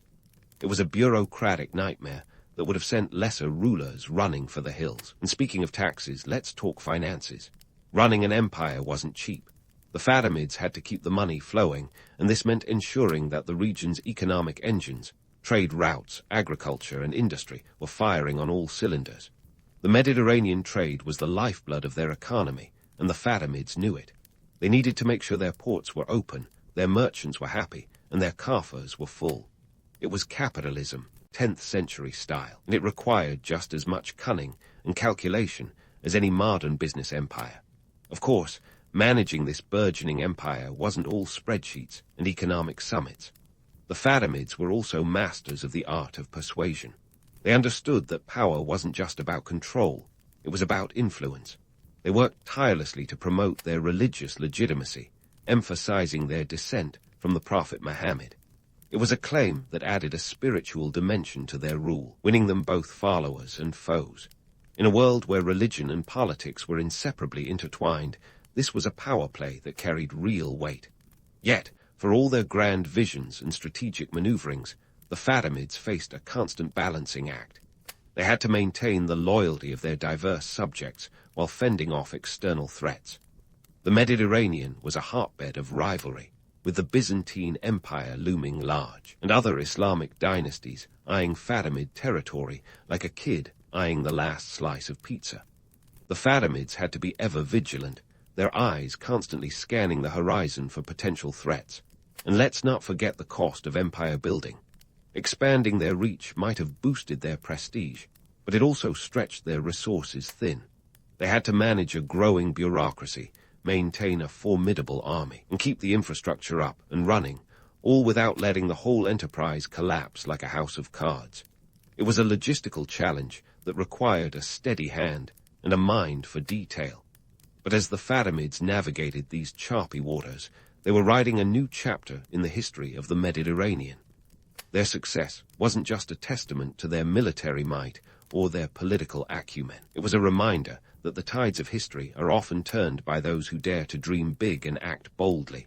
And while their story was far from over, the Fatimids had already cemented their place as one of the most intriguing players on the medieval stage.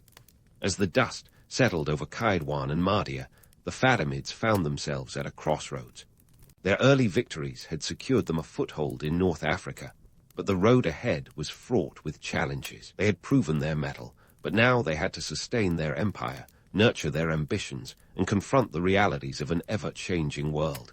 It was a task that would test their resolve and ingenuity, but for the Fatimids, the journey was just beginning. The Mediterranean was their oyster, and they were determined to make the most of it. With the Fatimids secured in North Africa, they were like a chess player eyeing the board, ready to make their next big move. Their sights: Egypt, the land of the pharaohs, a region so strategically and economically juicy it could make even the most hardened conqueror drool. But let's not get carried away with dreams of pyramids and papyrus. The Fatimids had real work to do before they could call Cairo their own. Now, Egypt was no easy pickings.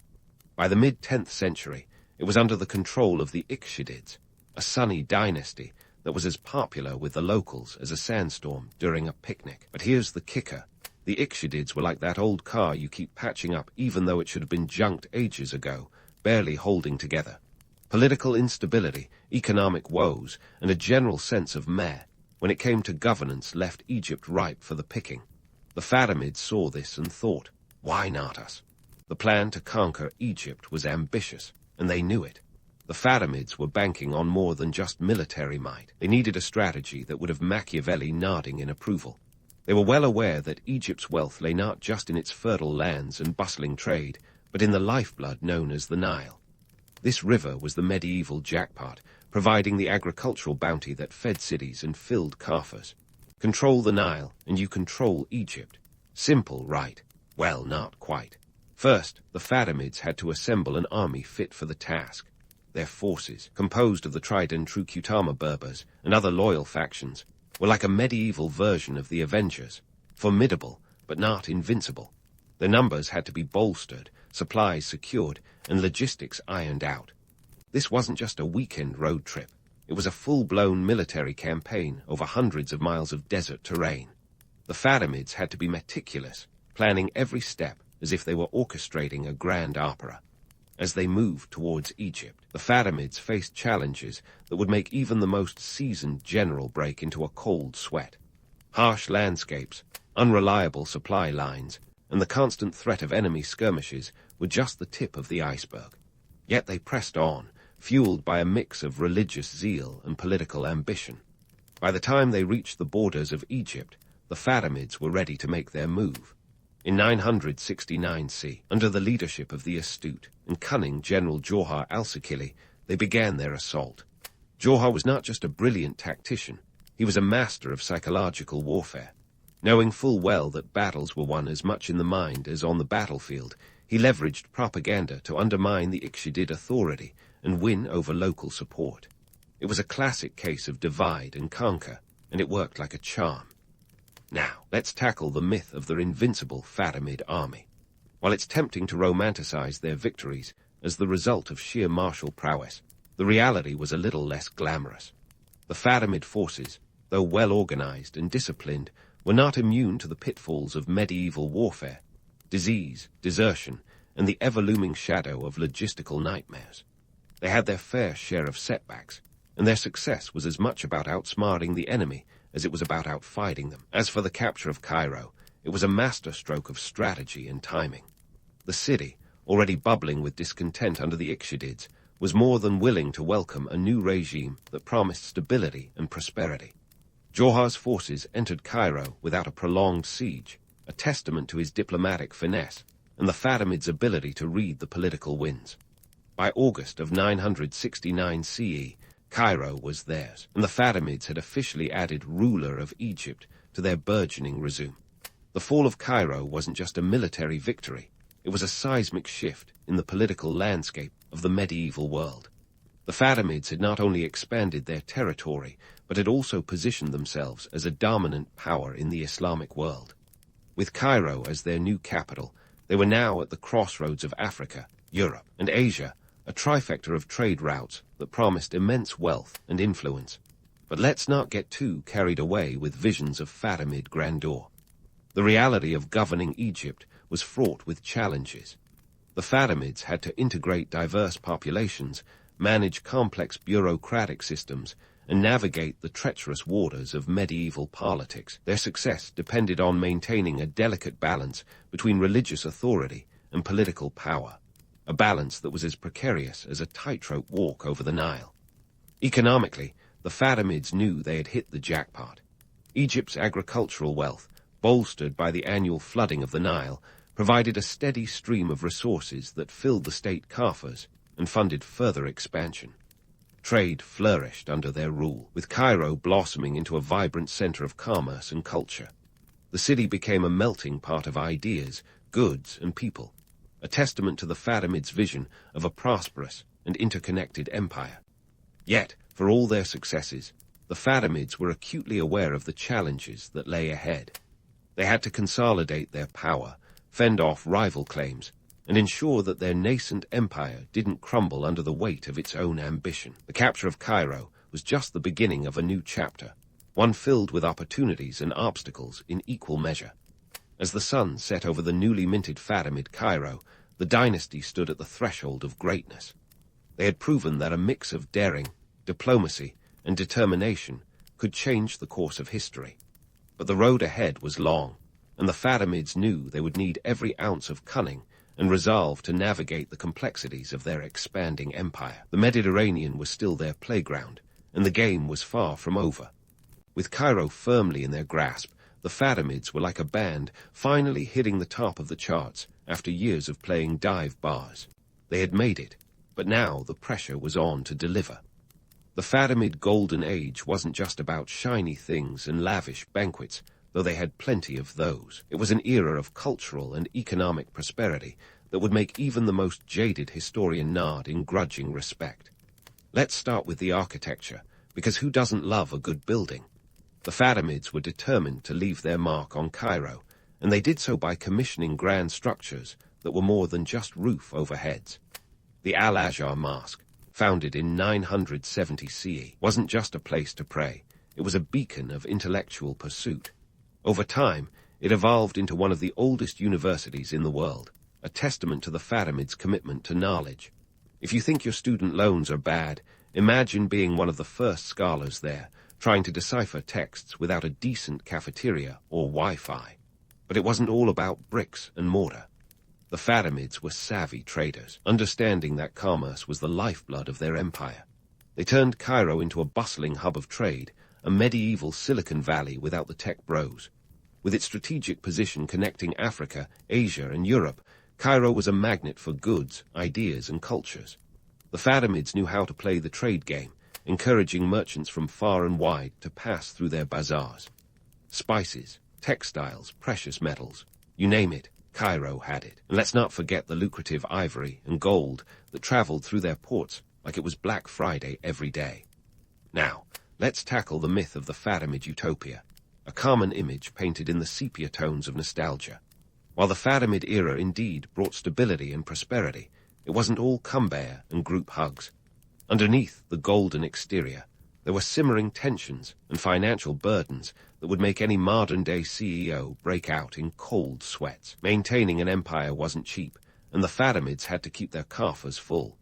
This meant taxes, and lots of them. Taxation was the empire's necessary evil, funding everything from military campaigns to those impressive public works.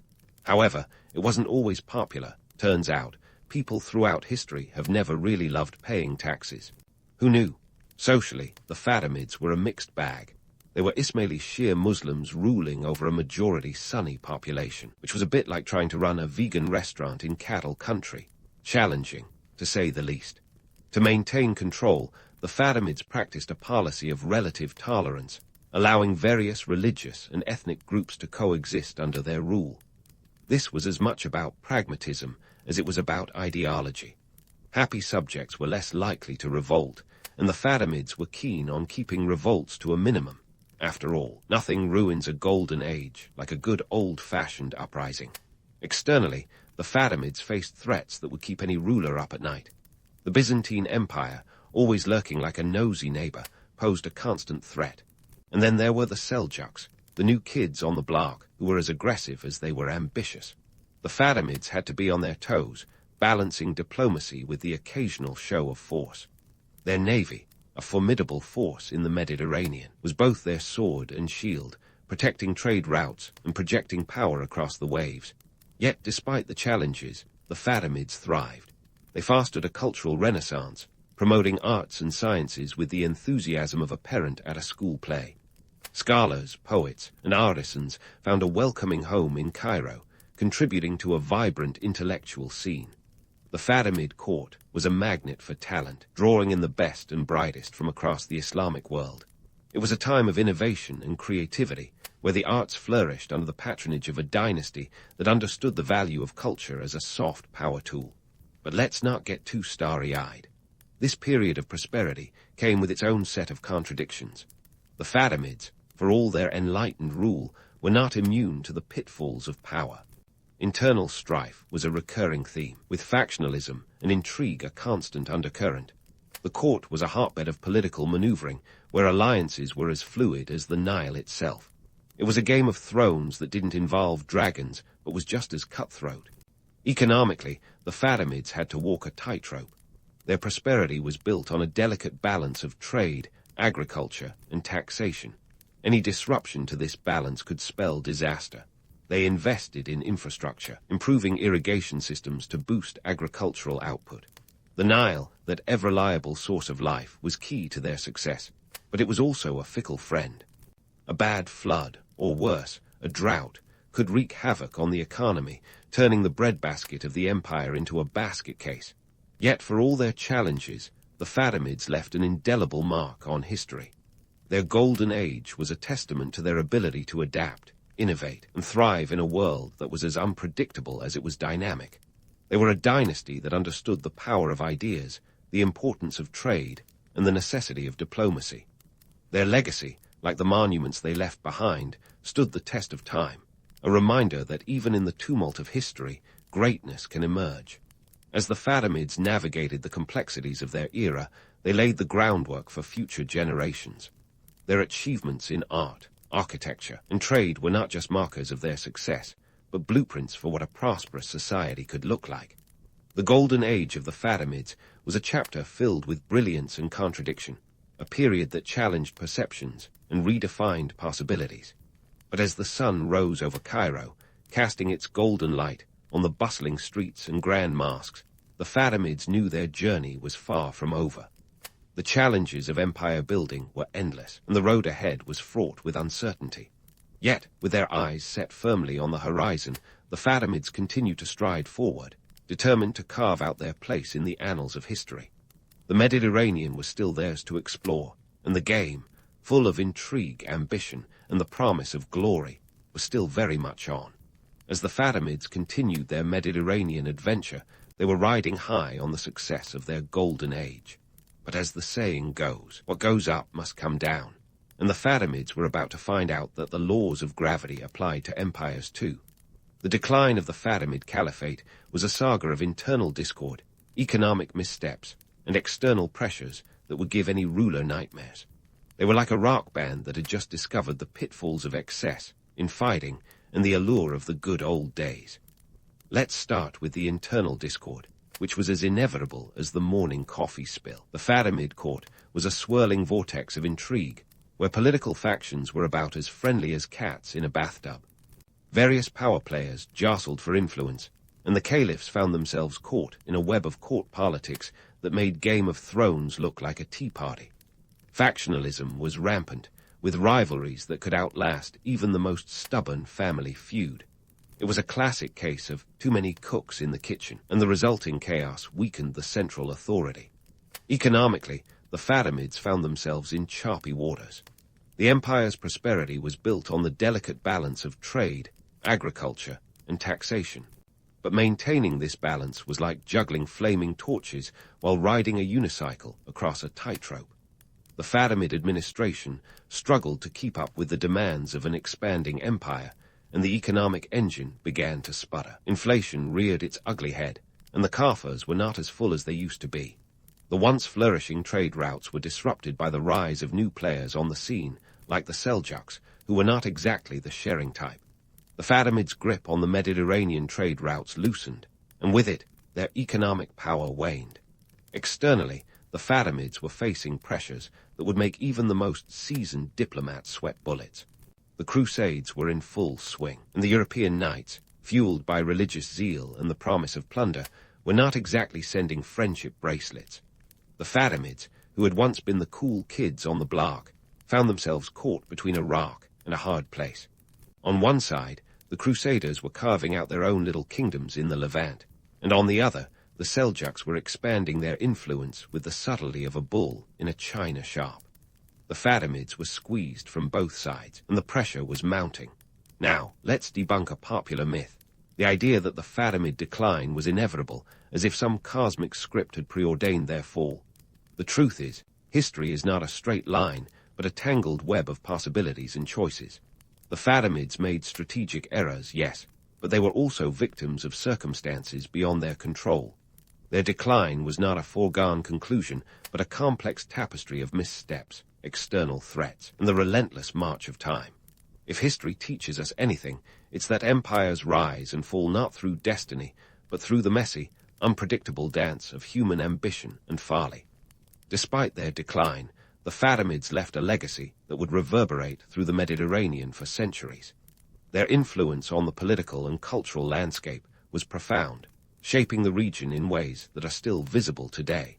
They promoted a unique blend of Islamic thought, blending religious tolerance with intellectual pursuit. Their contributions to art, architecture, and science were significant, and their impact on trade and commerce set the stage for future economic developments in the region. The Fatimid story is a reminder of the transient nature of power. They rose to greatness through vision and determination, but their decline was a testament to the challenges of sustaining an empire in a world of shifting alliances and relentless competition. It's a tale that resonates today as we navigate our own complex global landscape, where the lessons of history are both a guide and a cautionary tale.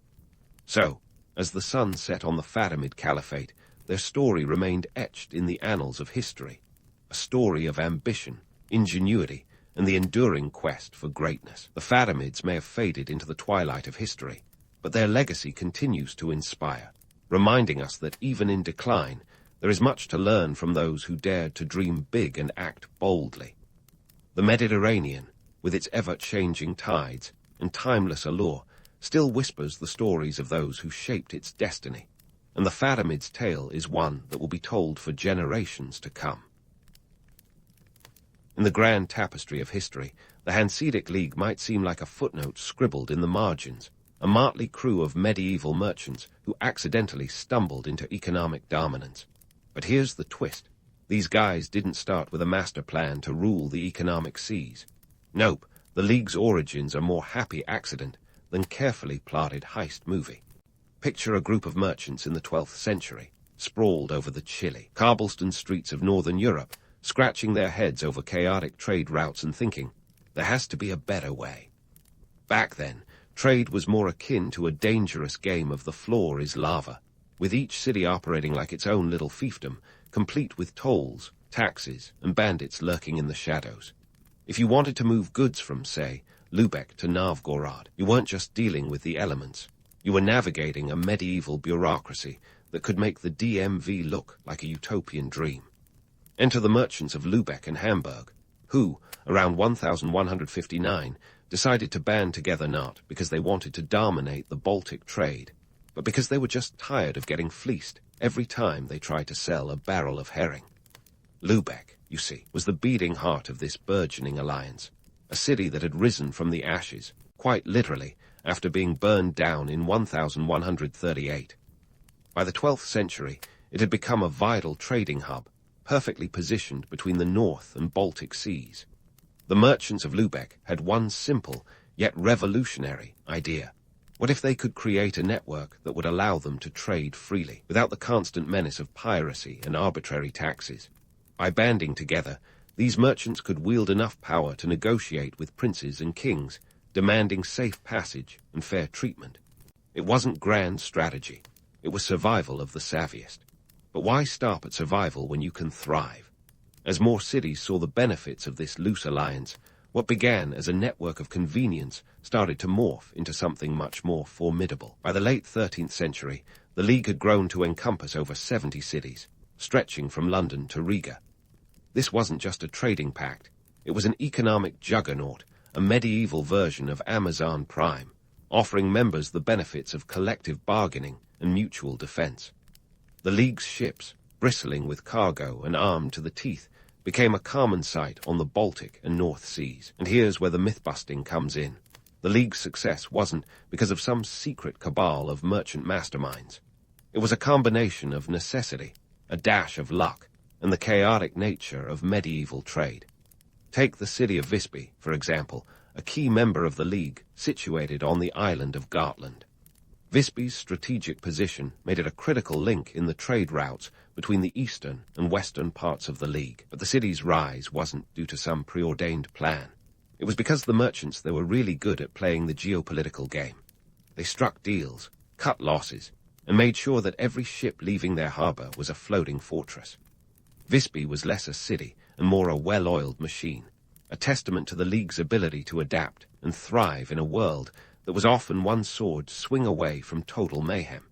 And let's not forget the role of the Teutonic Knights, those crusading warriors who, somewhere between battling pagans and building castles, found time to dabble in trade. The Knights provided the muscle the League needed to protect its interests in the volatile regions of Prussia and the Baltic states. The League's relationship with the Teutonic Knights was a marriage of convenience, one that ensured the merchants had the protection they needed, while the Knights got access to the League's vast trading network. It was a win-win, unless you were on the receiving end of the Knights' swords. So, how did a bunch of merchants manage to turn a disorganized network of cities into one of the most powerful economic forces of the medieval world? By leveraging the one thing they had in abundance, their collective clout. The League's members were united not by a common ruler or a shared language, but by a mutual understanding that cooperation was the key to prosperity. They negotiated trade agreements, established trading posts, and created a code of conduct that ensured fair play among members. It wasn't perfect, but it was effective. The Hanseatic League, in its heyday, was less like a corporate entity and more like a medieval version of a trade union. Its power lay not in the hands of a single leader, but in the collective decisions of its member cities. Each city had a say, and decisions were made through consensus, a kind of democratic process that was rare in an age dominated by absolute monarchies. It was an economic powerhouse, fueled by necessity, opportunism, and a shared vision of prosperity. In the end, the League's rise wasn't about a grand vision or a master plan. It was about a group of merchants who saw a problem and decided to fix it the best way they knew how, by working together. They didn't set out to change the world, but in their quest for a better deal, they ended up reshaping the economic landscape of Northern Europe.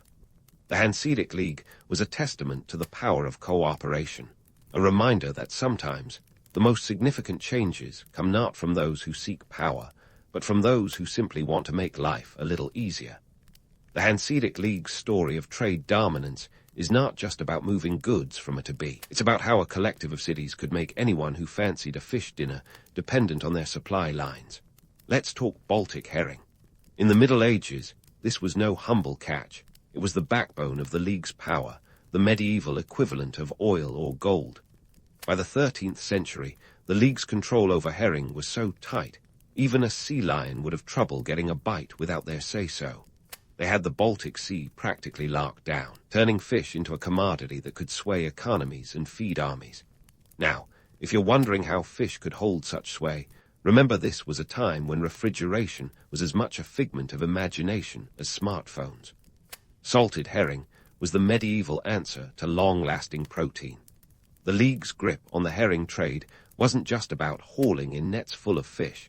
It was about making sure those fish were the ones everyone wanted to buy. With a network stretching from the North Sea to the Russian frontiers, they could supply and sell herring faster than you could say, catch of the day.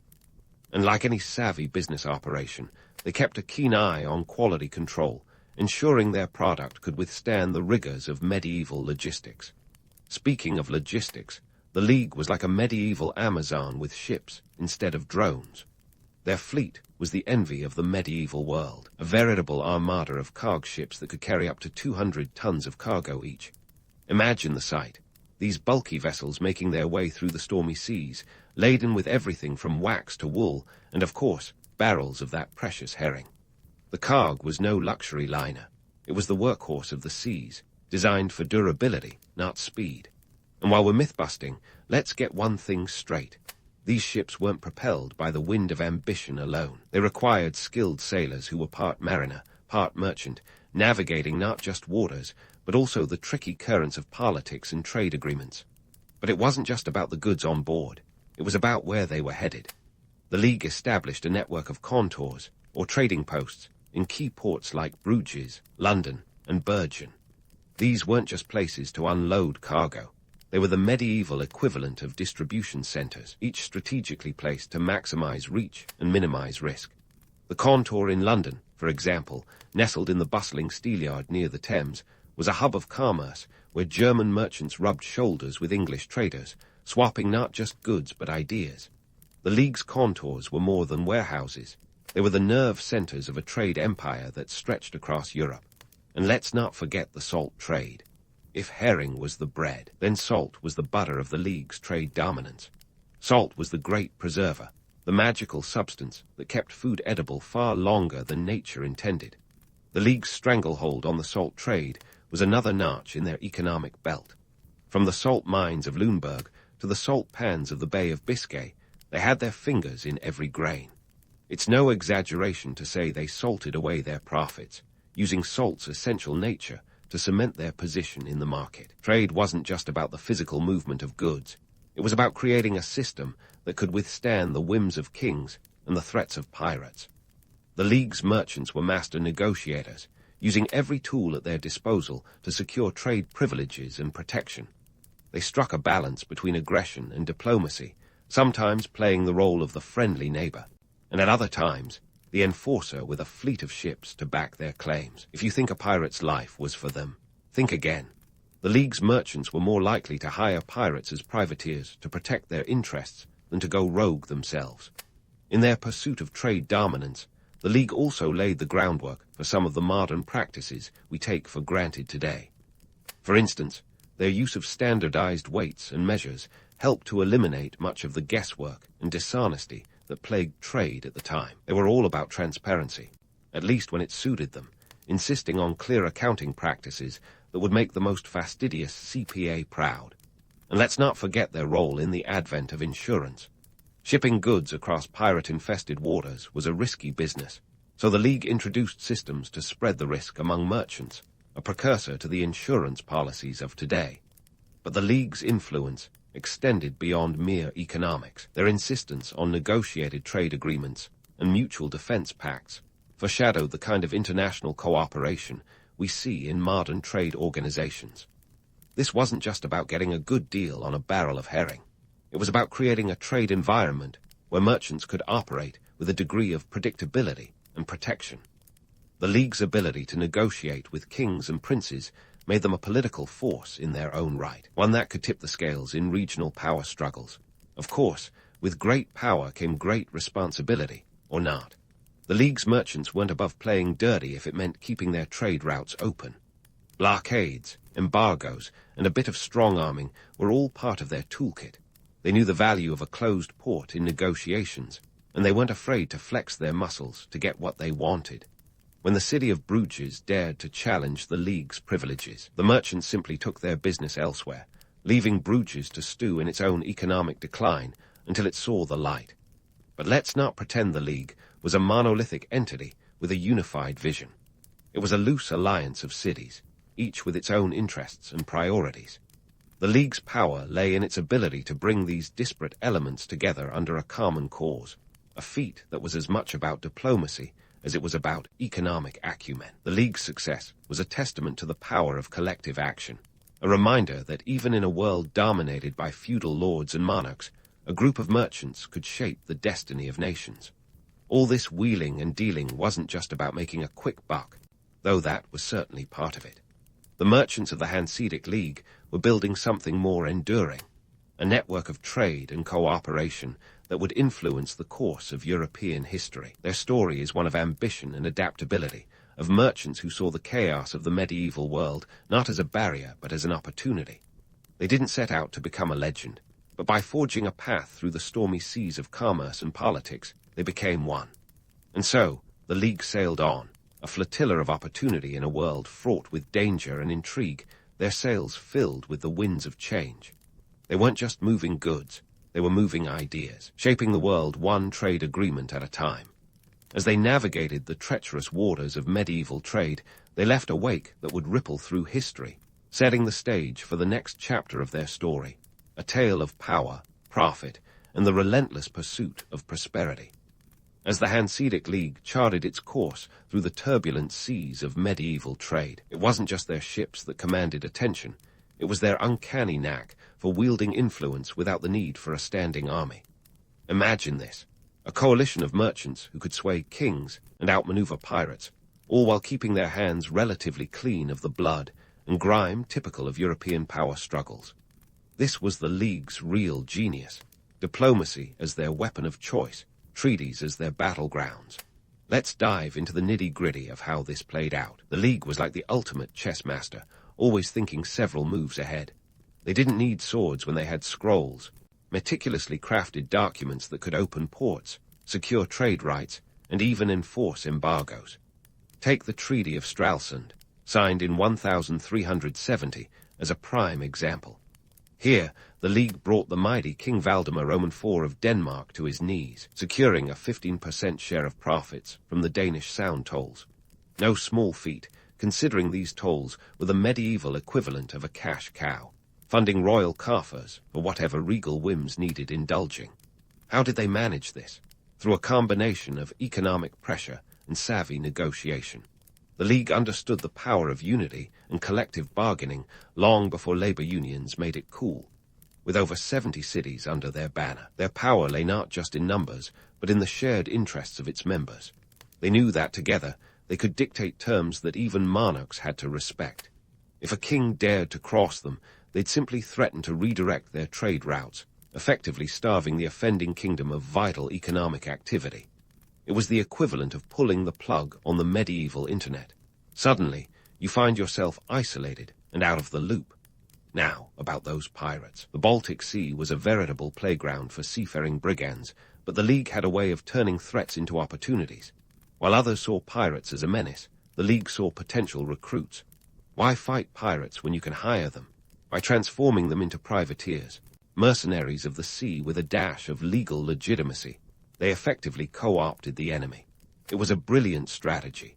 Pirates got a slice of the pie, and the League got protection for their ships. It was less about eliminating piracy and more about managing it, a delicate dance of carrot and stick diplomacy.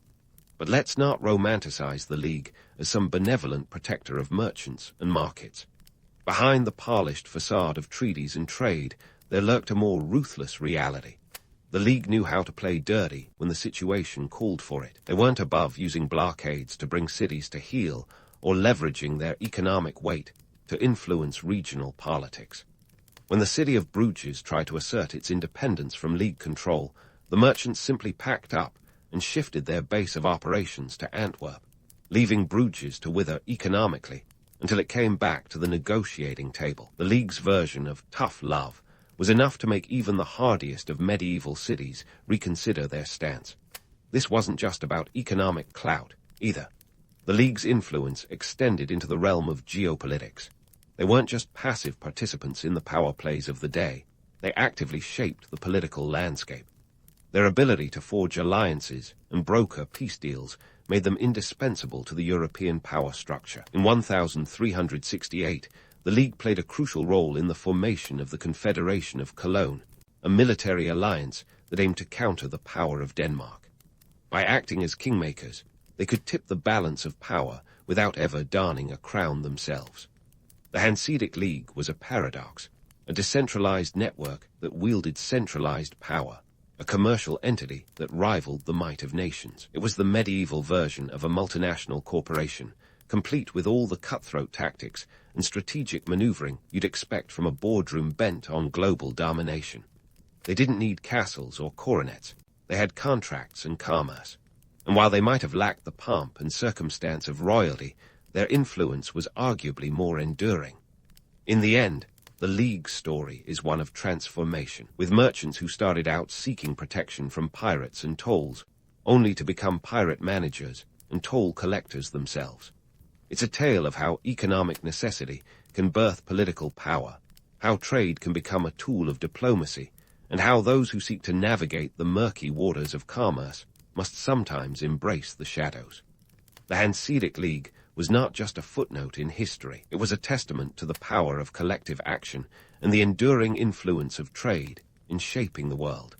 So as the League sailed its course, it left behind a legacy that would ripple through the ages, a flotilla of influence in a world where the pen truly was mightier than the sword. The next chapter of their saga has yet to unfold, a tale of rise and resilience in the face of evolving challenges, as the League's merchants continued to weave their intricate web across the tapestry of European history. As the Hanseatic League continued its epic voyage through the high seas of medieval economics, it wasn't all smooth sailing and fair winds.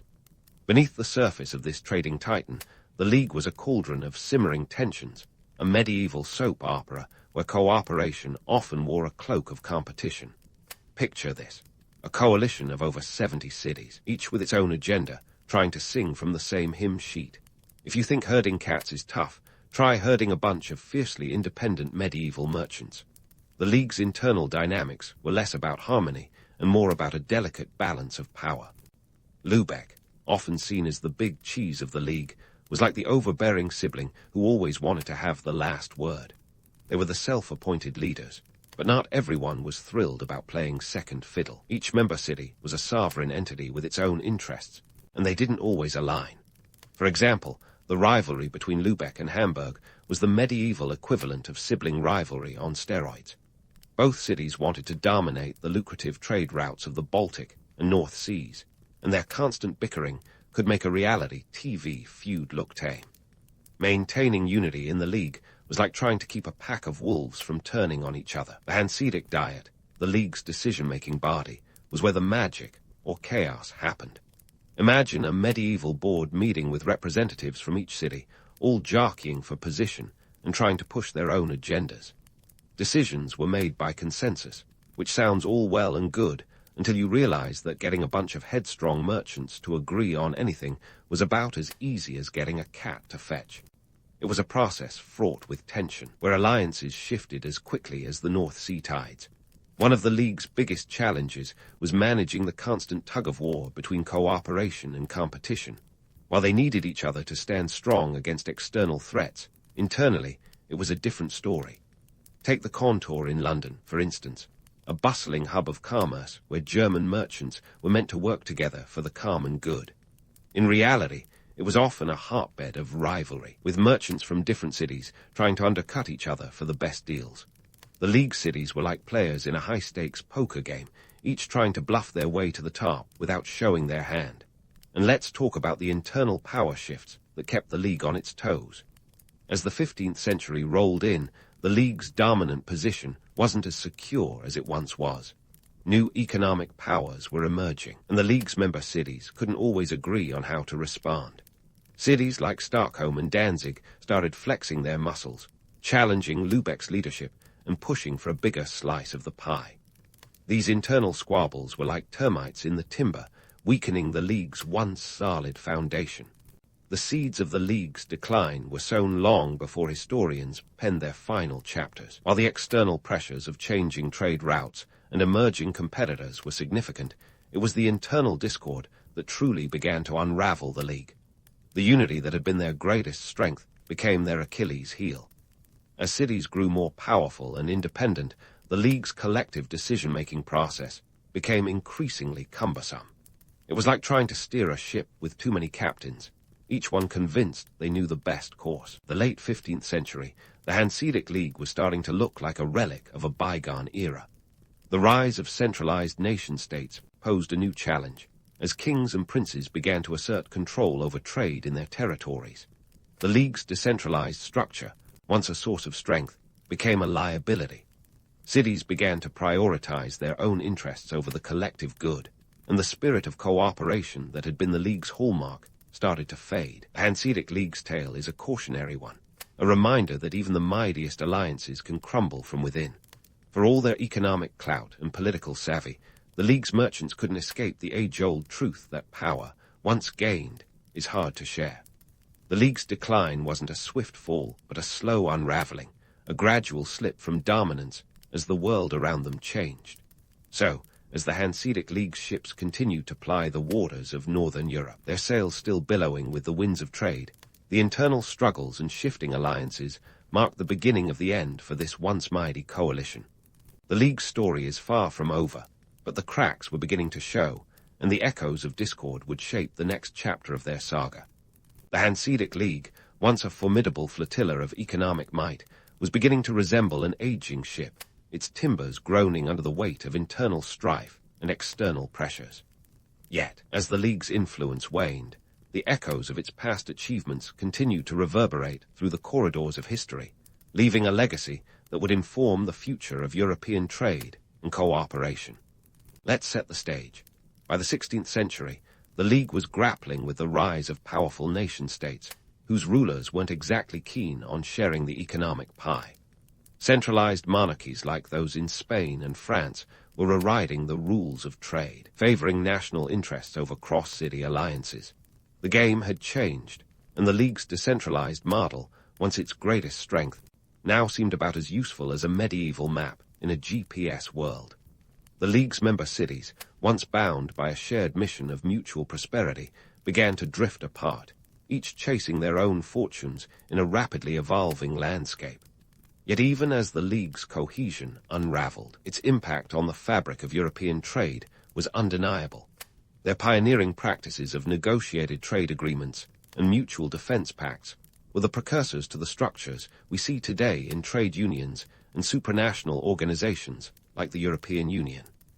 The Hanseatic League was the medieval blueprint for economic cooperation, a lesson in the power of collective bargaining that modern Europe would later embrace. It was as if these medieval merchants were unwittingly penning the first chapters of globalization, long before the term was a buzzword in boardrooms. Consider the EU, with its complex web of treaties and agreements, its single market and customs union. The echoes of Hanseatic principles are unmistakable. The League's insistence on standardizing weights and measures, ensuring fair trade practices, and fostering economic interdependence among its members, all these elements have found their way into the DNA of modern European integration. The Hanseatic League taught us that trade could be a unifying force, a way to bridge divides and foster peace in a continent all too familiar with conflict. But let's not get too misty-eyed with romantic notions of merchant camaraderie. The League's history was as gritty as it was glorious. Behind the scenes, their story was as much about power plays and ruthless pragmatism as it was about cooperation. The League's merchants were astute businessmen who understood that the road to prosperity was often paved with tough negotiations and strategic maneuvering. They wielded economic clout like a sword, cutting deals with the precision of a master fencer. Their legacy is a reminder that trade, at its heart, is a human endeavor, driven by ambition, competition, and the simple desire to make a living. The story of the Hanseatic League also serves as a cautionary tale about the limits of economic power. Their decline highlights the dangers of complacency and the need to adapt to changing times. The League's fall was not just a result of external pressures, but also of internal discord and an inability to evolve.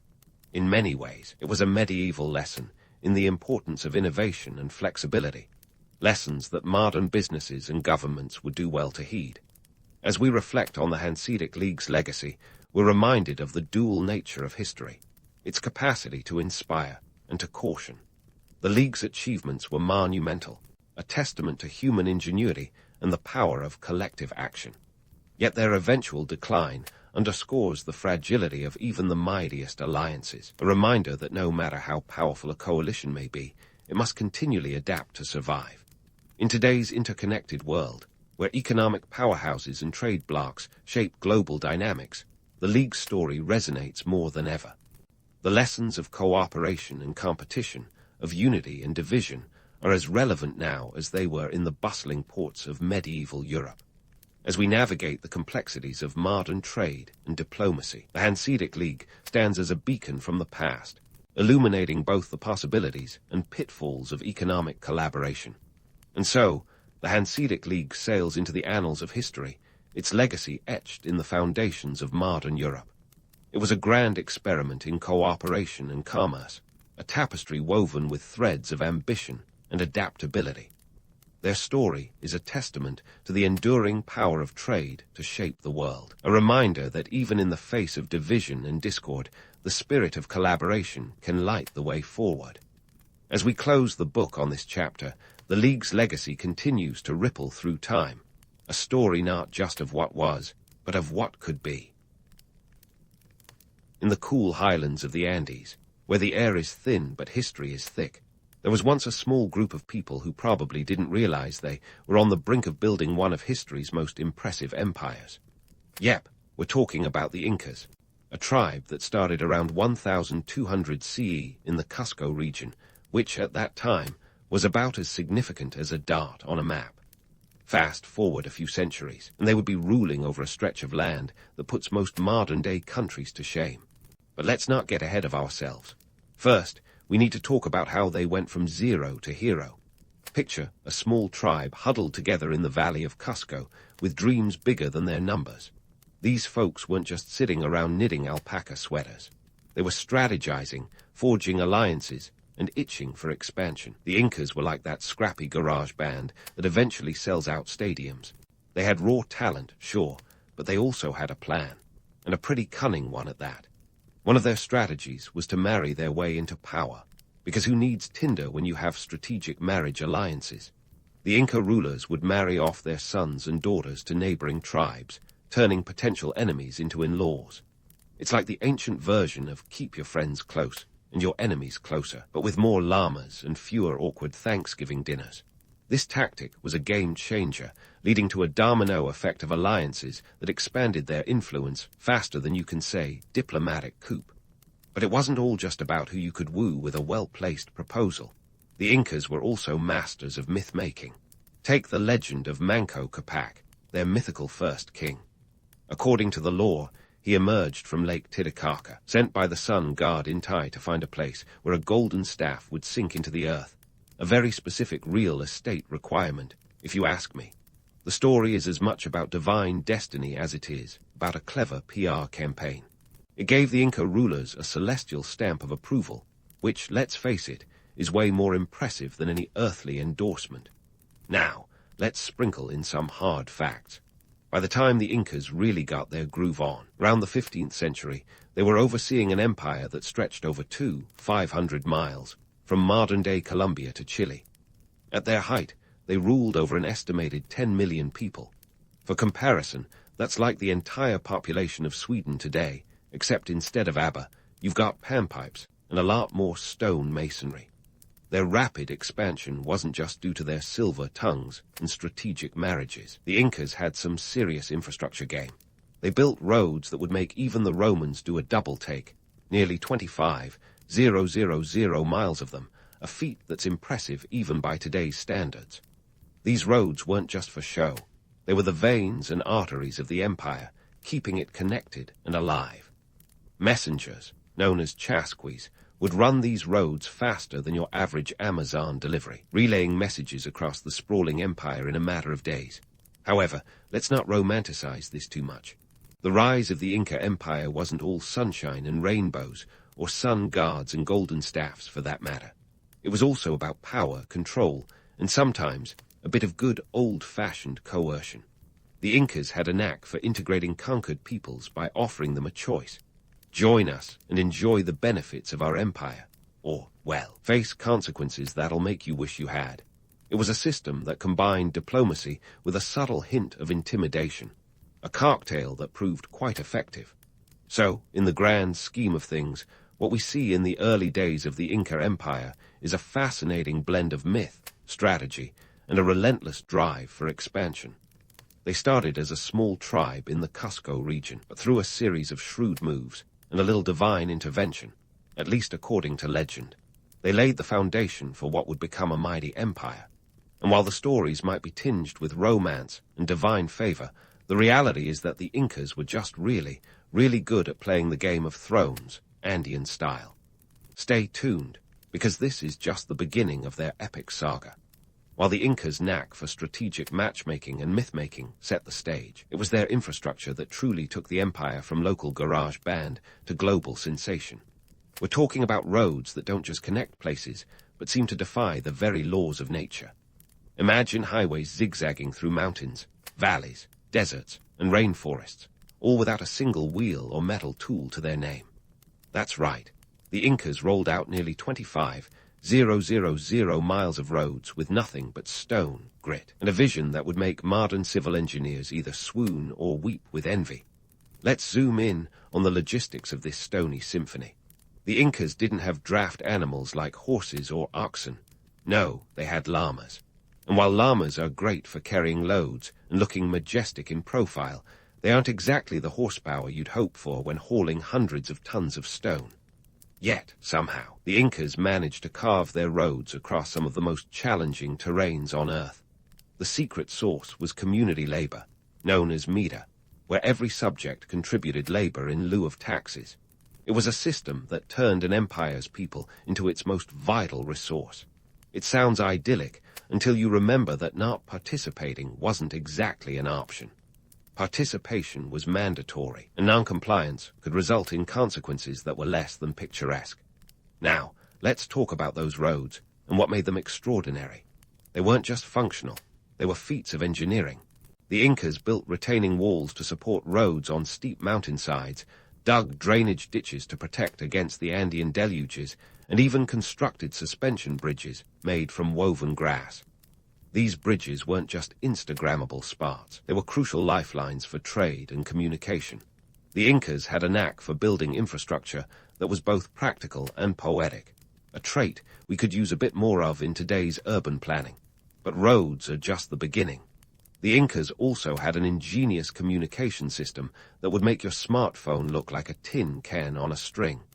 Enter the chasquis, the empire's fleet-footed messengers. These human relays could cover up to 150 miles a day, passing messages like a high-stakes game of telephone that rarely got garbled. The messengers carried quippus, a system of knotted strings that recorded data and conveyed complex messages. Think of quippus as the Incas' version of cloud storage, except they were portable, didn't require a charging cable, and were virtually hack-proof. The chasquis were the Wi-Fi of the Andes, ensuring that rulers in Cusco could communicate with governors hundreds of miles away without a hitch. And while we're on the topic of quippus, let's debunk a myth or two. These weren't just colorful craft projects. Quippus were sophisticated and used for accounting, census data, and even historical records. The Incas were math wizards, using base 10 just like us, but they achieved this without a written language. Their Nari system was a testament to human ingenuity, proving that necessity truly is the mother of invention, especially when you're trying to rule over millions of people scattered across a vast and diverse landscape. Speaking of millions, let's touch on how the Incas managed to keep their empire ticking over like a well-oiled machine. Their society was like a Swiss watch, complex but remarkably efficient.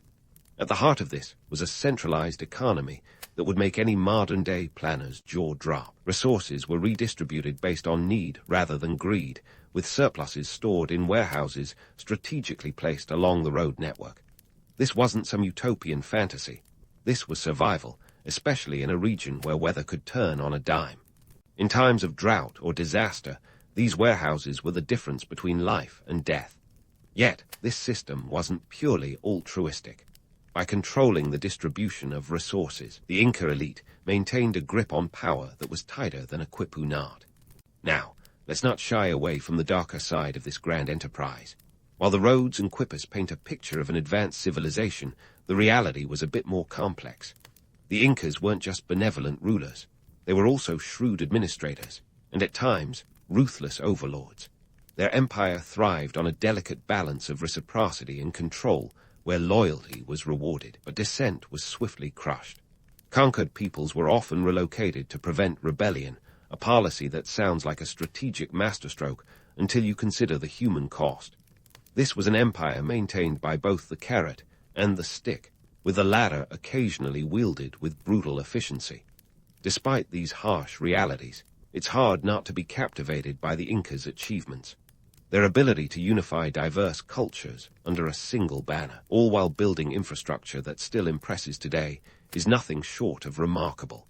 They turned a challenging geography into their greatest ally, weaving together an empire as intricate and resilient as the quippus they relied upon.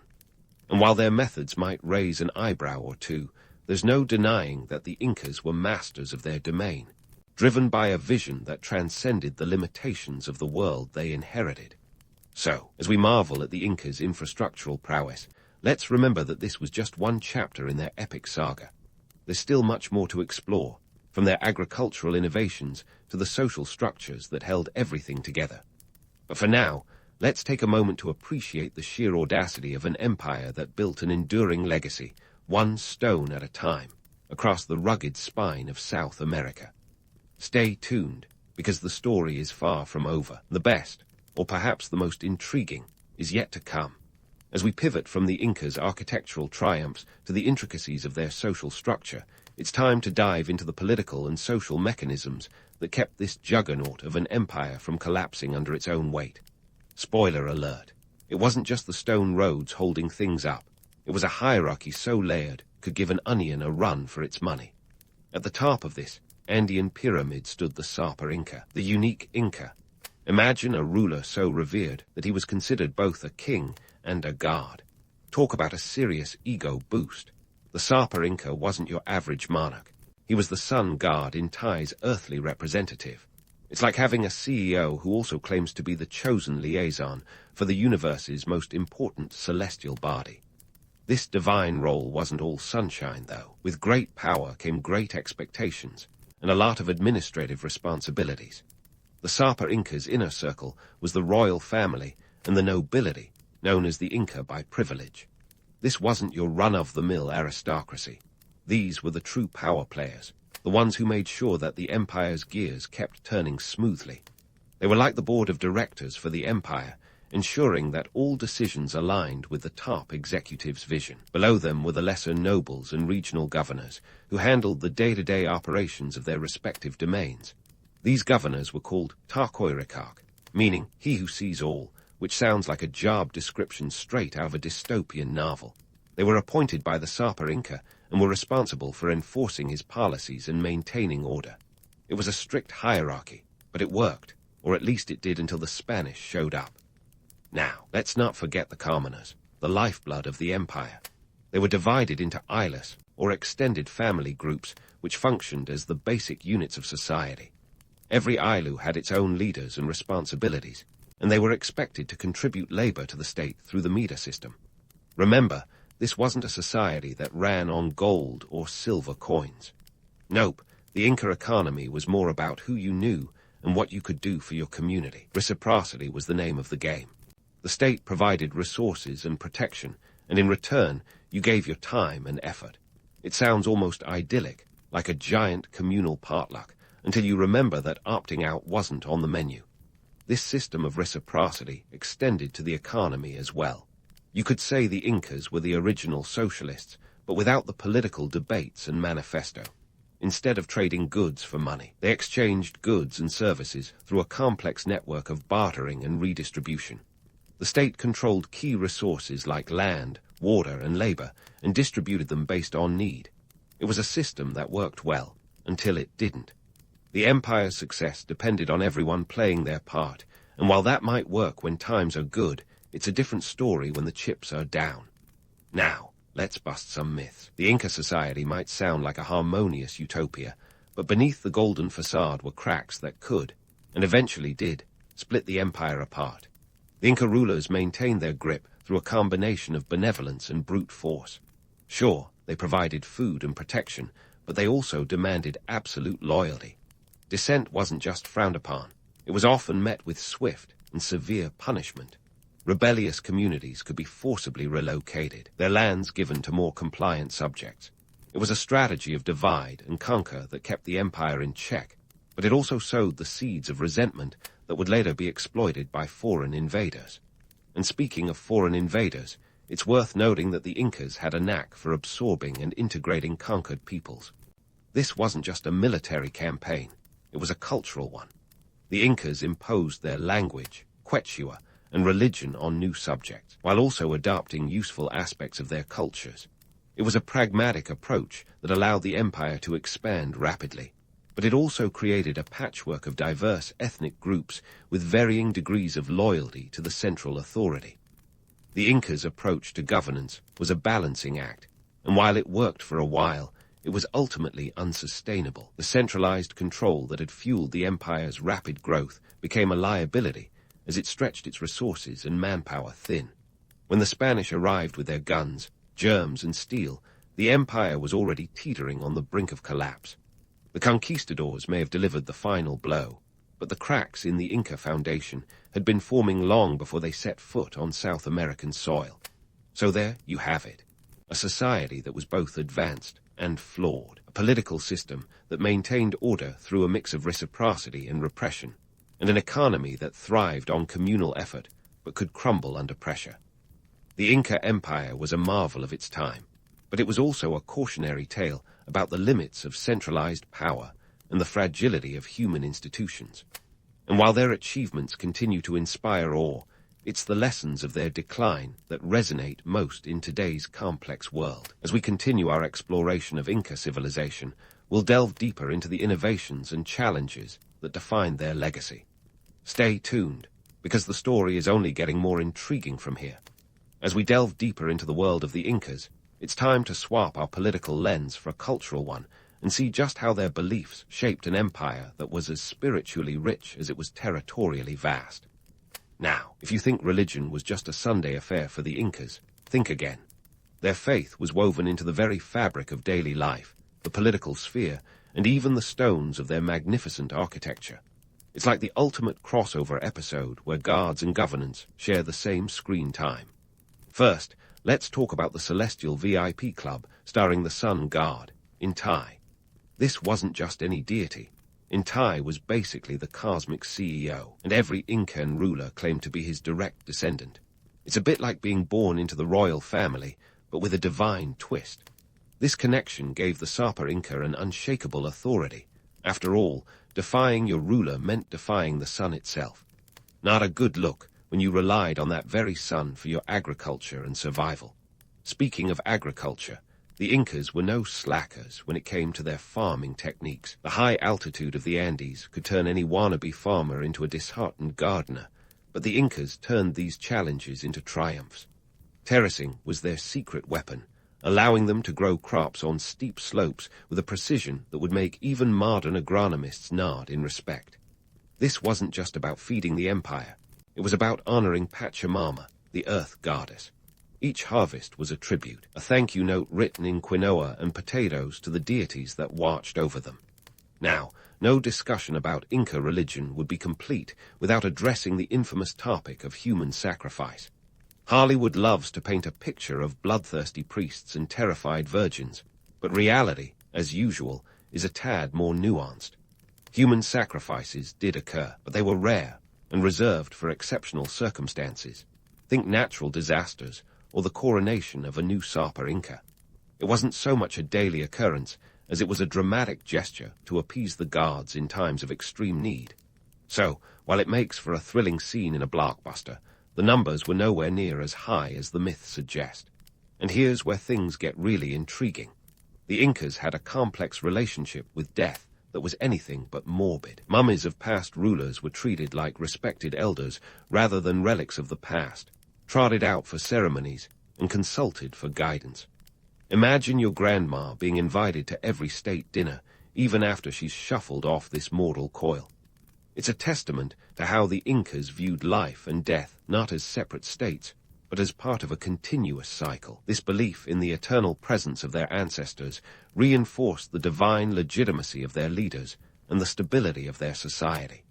The Incas' religious outlook also influenced how they dealt with their neighbors.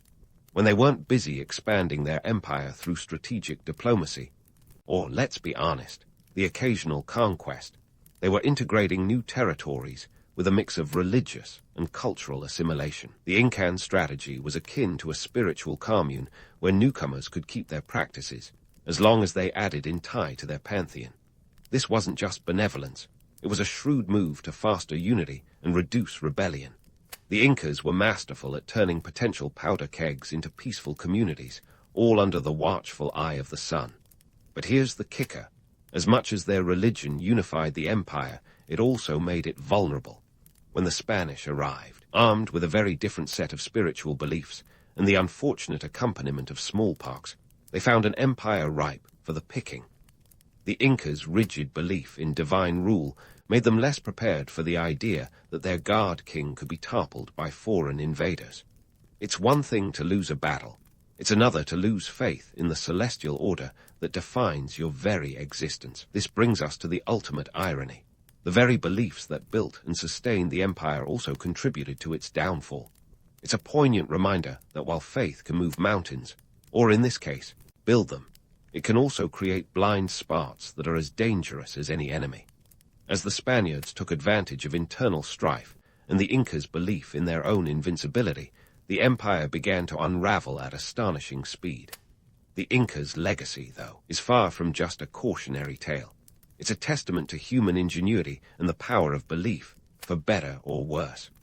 Their temples, with gold so dazzling it seemed otherworldly, weren't just architectural marvels. They were physical manifestations of a worldview that saw the divine in every sunrise and sunset. And while the gold may have been plundered and the temples looted, the stones remain, whispering stories of people who dared to dream as high as the peaks they called home. So, as we stand at the crossroads of cultural richness and historical reality, it's clear that the Incas were more than just an empire. They were a civilization that dared to weave the sacred into the everyday fabric of life. It's a tale of ambition, faith, and ultimately, the human condition, where the lines between myth and history blur into a tapestry as intricate as the quippers they cherished. And as we prepare to delve into the next chapter of this saga, one can't help but wonder what other lessons this ancient empire still holds for us in its stone-etched stories.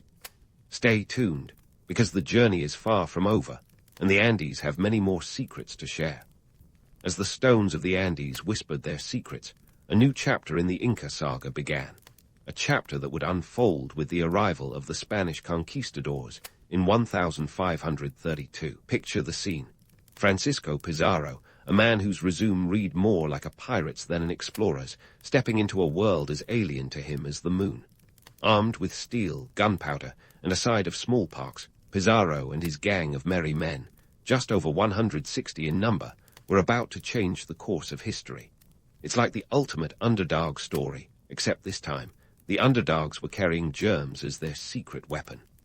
Now, let's take a moment to appreciate the sheer audacity of Pizarro. Here was a guy who'd been bouncing around the Americas trying to make a name for himself, and now he was about to tango with an empire of millions. But, as it turns out, he had more than just bravado on his side. The Incas, for all their grandeur, were in the midst of a civil war. The empire was reeling from a succession crisis between two brothers, Atahualpa and Huascar, who were locked in a battle that would make any family therapist throw up their hands in despair. Talk about bad timing. As if internal strife wasn't enough, there was a silent enemy creeping through the empire, one that didn't care much for borders or titles: disease. Smallpox, that invisible invader, had arrived before Pizarro did, cutting down vast swaths of the population and leaving chaos in its wake. The Incas faced a foe they couldn't see or fight, and it was leveling the playing field faster than Pizarro could say, plunder. It's one of history's cruel jokes. While the Inca roads and messengers could outrun any human threat, they were no match for the microscopic ones. So, here we have it, a perfect storm of internal conflict and biological warfare, with Pizarro ready to exploit every fracture. In November 1532, Pizarro met Atahualpa in the town of Cajamarca. Picture this, a showdown between an emperor who believed he was a living god and a conquistador who thought he was the next great hero of the Spanish crown. Spoiler alert, this wasn't going to end well for the Incas. Atahualpa, confident in his divine right and surrounded by thousands of his men, underestimated the tactical cunning of his adversaries. Pizarro, meanwhile, had a trick up his sleeve, an ambush that would make even the most seasoned tacticians raise an eyebrow. The ensuing chaos was swift and brutal. Pizarro's men unleashed their firepower, a terrifying spectacle unlike anything the Incas had seen.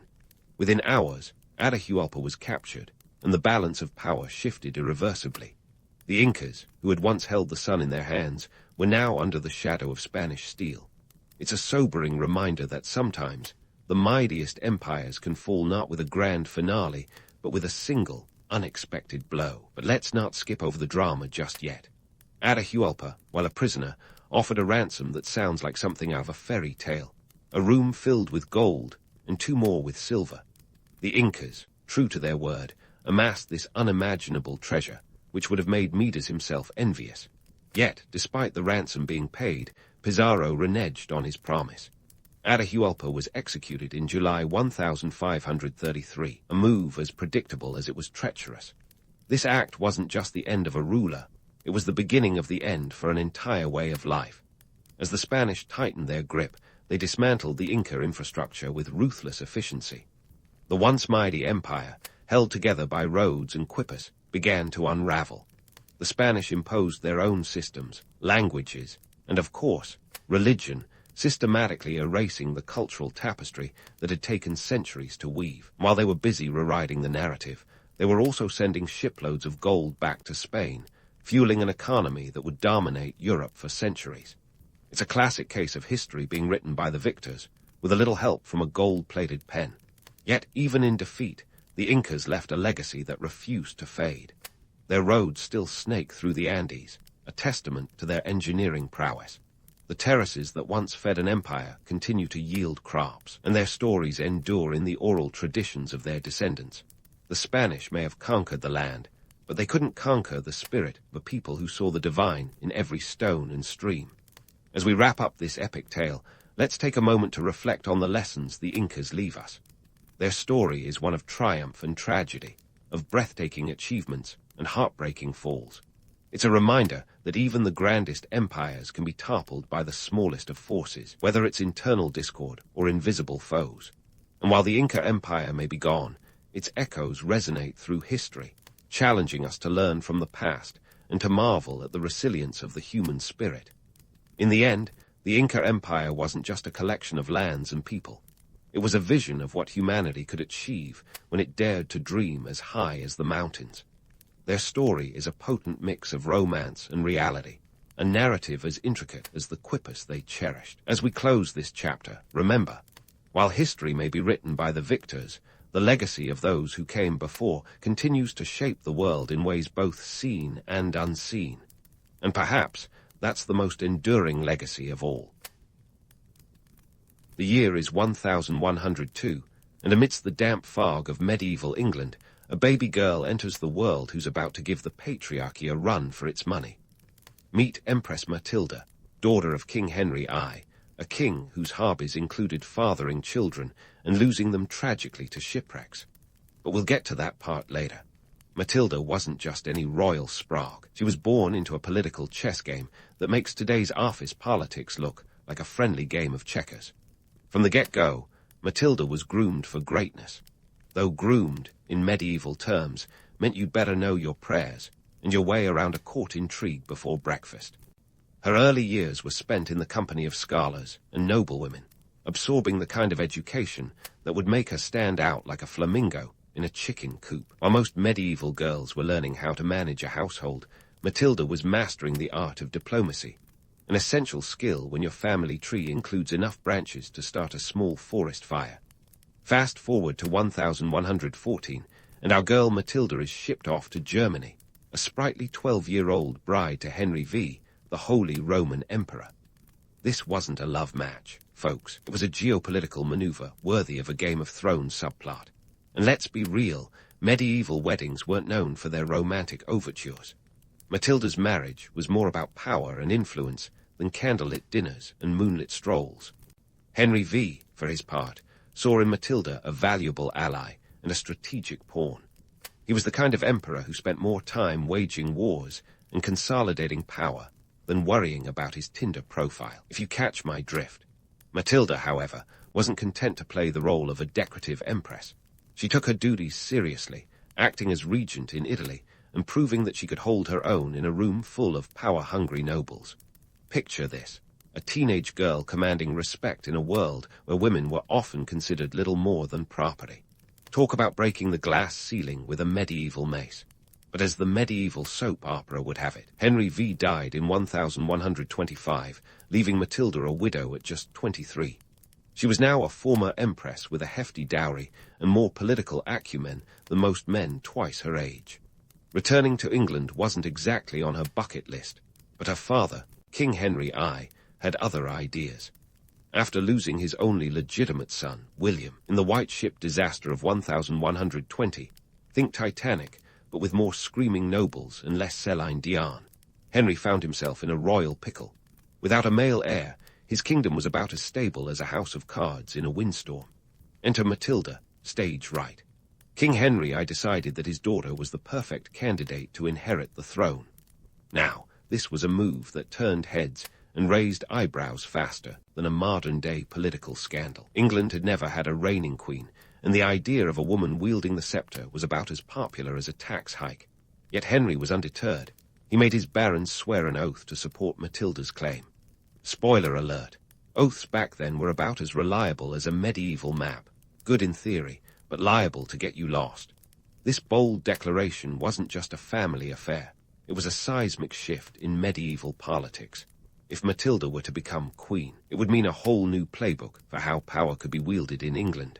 Of course, not everyone was thrilled about this prospect. Many nobles were skeptical, seeing Matilda as a potential threat to their own power rather than a savior of dynastic stability. So there she was, Empress Matilda, caught in the crosshairs of history. Armed with a sharp mind and an even sharper sense of purpose, she was ready to take on a world that wasn't quite ready for her. The stage was set for a royal showdown, a battle of wits, wills, and inevitably swords. But that, dear friends, is a tale for another time. Stay tuned as we delve deeper into Matilda's roller coaster ride through history, where the stakes are high, the betrayals are plentiful, and the throne is always just out of reach. So, we left Empress Matilda poised on the brink of history, ready to dive into a royal soap opera that makes Downton Abbey look like a quaint tea party. Fast forward to 1135, and the plot thickens faster than medieval porridge. Henry I, Matilda's dad, checks out of the mortal realm without a male heir, leaving England in a political tailspin that would make any Game of Thrones fan sit up and take notes. Enter Matilda's cousin, Stephen of Blois, who seizes the throne faster than you can say coup d'etat. Stephen wasn't exactly the poster child for royal fidelity. He'd sworn to support Matilda's claim to the throne after all. But oaths in the Middle Ages were kind of like New Year's resolutions, easy to make, easier to break. Stephen's power grab ignites a civil war known as the Anarchy, which is as chaotic as it sounds, though maybe not quite as fun as a marsh pit at a rock concert. Now, you might be thinking, why didn't Matilda just march in with an army and declare herself queen? Well, welcome to the 12th century, where gender bias was as much a staple as bread and ale. The idea of a woman ruling alone was about as popular as a wet winter in England. Matilda had to strategize like a chess grandmaster, aligning with powerful barons and leveraging her marriage to Geoffrey of Anjou, whose lands in Normandy made him a player worth having on her team. Think of it as medieval networking, but with more chainmail and fewer LinkedIn endorsements. Skip ahead to 1142, and we find Matilda trapped in Oxford Castle, besieged by Stephen's forces. But our heroine wasn't one to sit around waiting for a knight in shining armor. On a snowy December night, she orchestrates one of history's most daring escapes. Draped in white, Matilda and her entourage slip past Stephen's men, camouflaged by the snow. Talk about a medieval mic drop. This audacious getaway highlights her grit and determination, qualities that would make even the toughest modern-day CEO nod in respect. Meanwhile, the economy during the Anarchy was about as stable as a one-legged stool. Castles were the 12th century equivalent of real estate investments, and with the political scene in flux, everyone wanted a piece of the pie. Local barons capitalized on the chaos, fortifying their holdings and levying taxes on the beleaguered peasantry. Inflation soared like a medieval kite, with the price of grain doubling in some regions. Bad news when bread is a staple of your diet. In the midst of this turmoil, Matilda had to keep her allies close and her enemies closer. Alliances in the 12th century were about as permanent as a sandcastle at high tide. Matilda's half-brother, Robert of Gloucester, was a key player, providing military muscle and strategic news. Together, they worked to gather support and chip away at Stephen's hold on the throne. It was a campaign of attrition, the medieval equivalent of a chess game played over years, with lives and lands hanging in the balance. And while the romantic image of knights on horseback clashing in noble combat might be appealing, The reality was decidedly less glamorous. Battles were brutal, muddy affairs, more about endurance than chivalry. The countryside bore the scars of this ongoing conflict, fields left fallow, villages razed, and a population caught in the crossfire. It's a stark reminder that history's grand narratives often come at a steep human cost. Yet, despite the turmoil, Matilda's resolve never wavered. She fought not just for a throne, but for the right to redefine what leadership could look like. Her quest wasn't a fairy tale. It was a gritty, unvarnished struggle against a backdrop of political machinations and societal norms that would have crushed a lesser figure. So, as we leave Matilda navigating this treacherous landscape, remember, her story isn't just about crowns and castles. It's about challenging conventions and defying expectations, a narrative as relevant today as it was nearly 1,000 years ago. And the tale is far from over. Stay tuned as we unravel more of Matilda's legacy, where alliances are fickle, power is fleeting, and the fight for the throne continues. As we dive deeper into Matilda's roller coaster ride, let's zoom in on 1141, a year that served up more drama than a season finale of The Real Housewives. This was the year Matilda managed to wrest control of London, the medieval metropolis where the streets weren't so much paved with gold as they were with mud and ambition. Picture the scene. Matilda, perched on the cusp of real power, striding into London with the kind of confidence that makes you think, yeah, she's got this. But oh, how the plot thickens. The backstory here is as tangled as a medieval tapestry. Earlier in the year, Matilda's forces captured Stephen at the Battle of Lincoln, a skirmish that was less about chivalrous knights clashing swords and more about strategic cunning and the brute force of Matilda's half-brother, Robert of Gloucester. With Stephen safely tucked away in captivity, Matilda saw her opportunity to claim the throne, a move that, on paper, looked like a checkmate. But London, my friends, was a chessboard with a mind of its own. Now, here's where the tale takes a Shakespearean twist. As Matilda prepared for her coronation, the city that seemed within her grasp slipped through her fingers like sand. The citizens of London, wary of her imperious demeanor, turned against her faster than you can say public relations disaster. The medieval chroniclers, let's call them the tabloid journalists of the 12th century, loved to paint Matilda as haughty and overbearing. But let's take a step back. Was she really all that, or was she just a woman trying to assert authority in a world that preferred its rulers to have beards and deep voices? Here's the thing. Gender bias back then was about as subtle as a battering ram. The same qualities that might have been praised in a male ruler, confidence, assertiveness, the ability to make tough calls, were perceived as arrogance in Matilda. It's like the medieval version of a double standard, and it stuck to her like chainmail to a sweaty knight. Stephen, on the other hand, was often depicted as more amiable and affable, despite being, you know, the guy who broke his oath and plunged the country into civil war. Go figure. As for the citizens of London, their motivations weren't exactly pure-hearted either. They were less concerned with who wore the crown and more interested in who could keep the bread affordable and the streets safe. With the economy in tatters, thanks to a decade of civil war and inflation, the common folk were focused on survival, not political ideology. Matilda's perceived aloofness didn't sit well with them, especially when weighed against Stephen's more populist appeal. It was like choosing between two brands of medieval chaos, and Stephen, despite his flaws, seemed the lesser evil. So, Matilda's coronation attempt became a fiasco, and she was forced to beat a hasty retreat from London, an exit as sudden as a summer storm. Imagine the scene. A once promising march to the throne turned into a desperate dash out of the city. It was a stark reminder that in medieval politics, even the best-laid plans could unravel with breathtaking speed. Matilda's grip on power was slipping, and with it, her chances of becoming England's first reigning queen. But let's not mistake a setback for defeat. Matilda was nothing if not resilient. Her temporary control of London, even if short-lived, was a testament to her strategic acumen and her ability to rally support when it mattered. She was playing a long game, one that required patience and persistence in equal measure. The PR disaster of 1141 was a harsh lesson in the realities of power, reminding her that in the world of medieval politics, perception was just as crucial as reality. Yet, despite the setbacks and slander, Matilda's story was far from over. Her legacy wasn't just about the throne. It was about challenging the norms of her time and redefining what leadership could look like. As we continue to unravel her complex narrative, remember that Matilda wasn't just a footnote in history. She was a force to be reckoned with, a woman who refused to be sidelined in a man's world. The battle for the throne wasn't just a contest of swords and armies. It was a battle for the soul of leadership itself, a tale of ambition, resilience, and the relentless pursuit of a dream. Stay tuned, because the saga of Empress Matilda is just getting started. As the saga of Empress Matilda continued to unfold, it became clear that her quest for the English throne was less a straightforward march to victory, and more a winding labyrinth filled with dead ends and unexpected pitfalls. With her grip on power slipping through her fingers like water, Matilda had to pivot and rethink her strategy. She wasn't just trying to claim a crown. She was setting the stage for the future of her bloodline, a legacy that would eventually shine brighter through her son, Henry.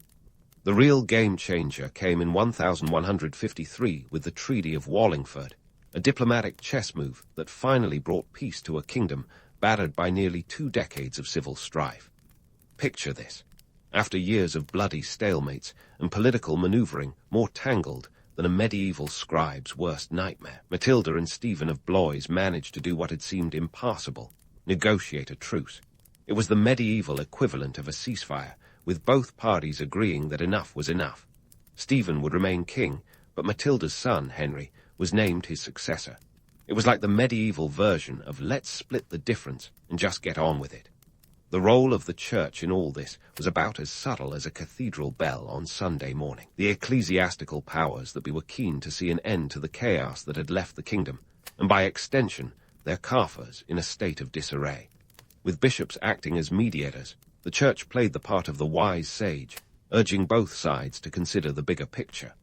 They wielded influence not just through divine persuasion, but also through very tangible financial support, because nothing says peace be with you like a well-funded army. Meanwhile, shifting allegiances were the secret sauce that made this peace deal possible.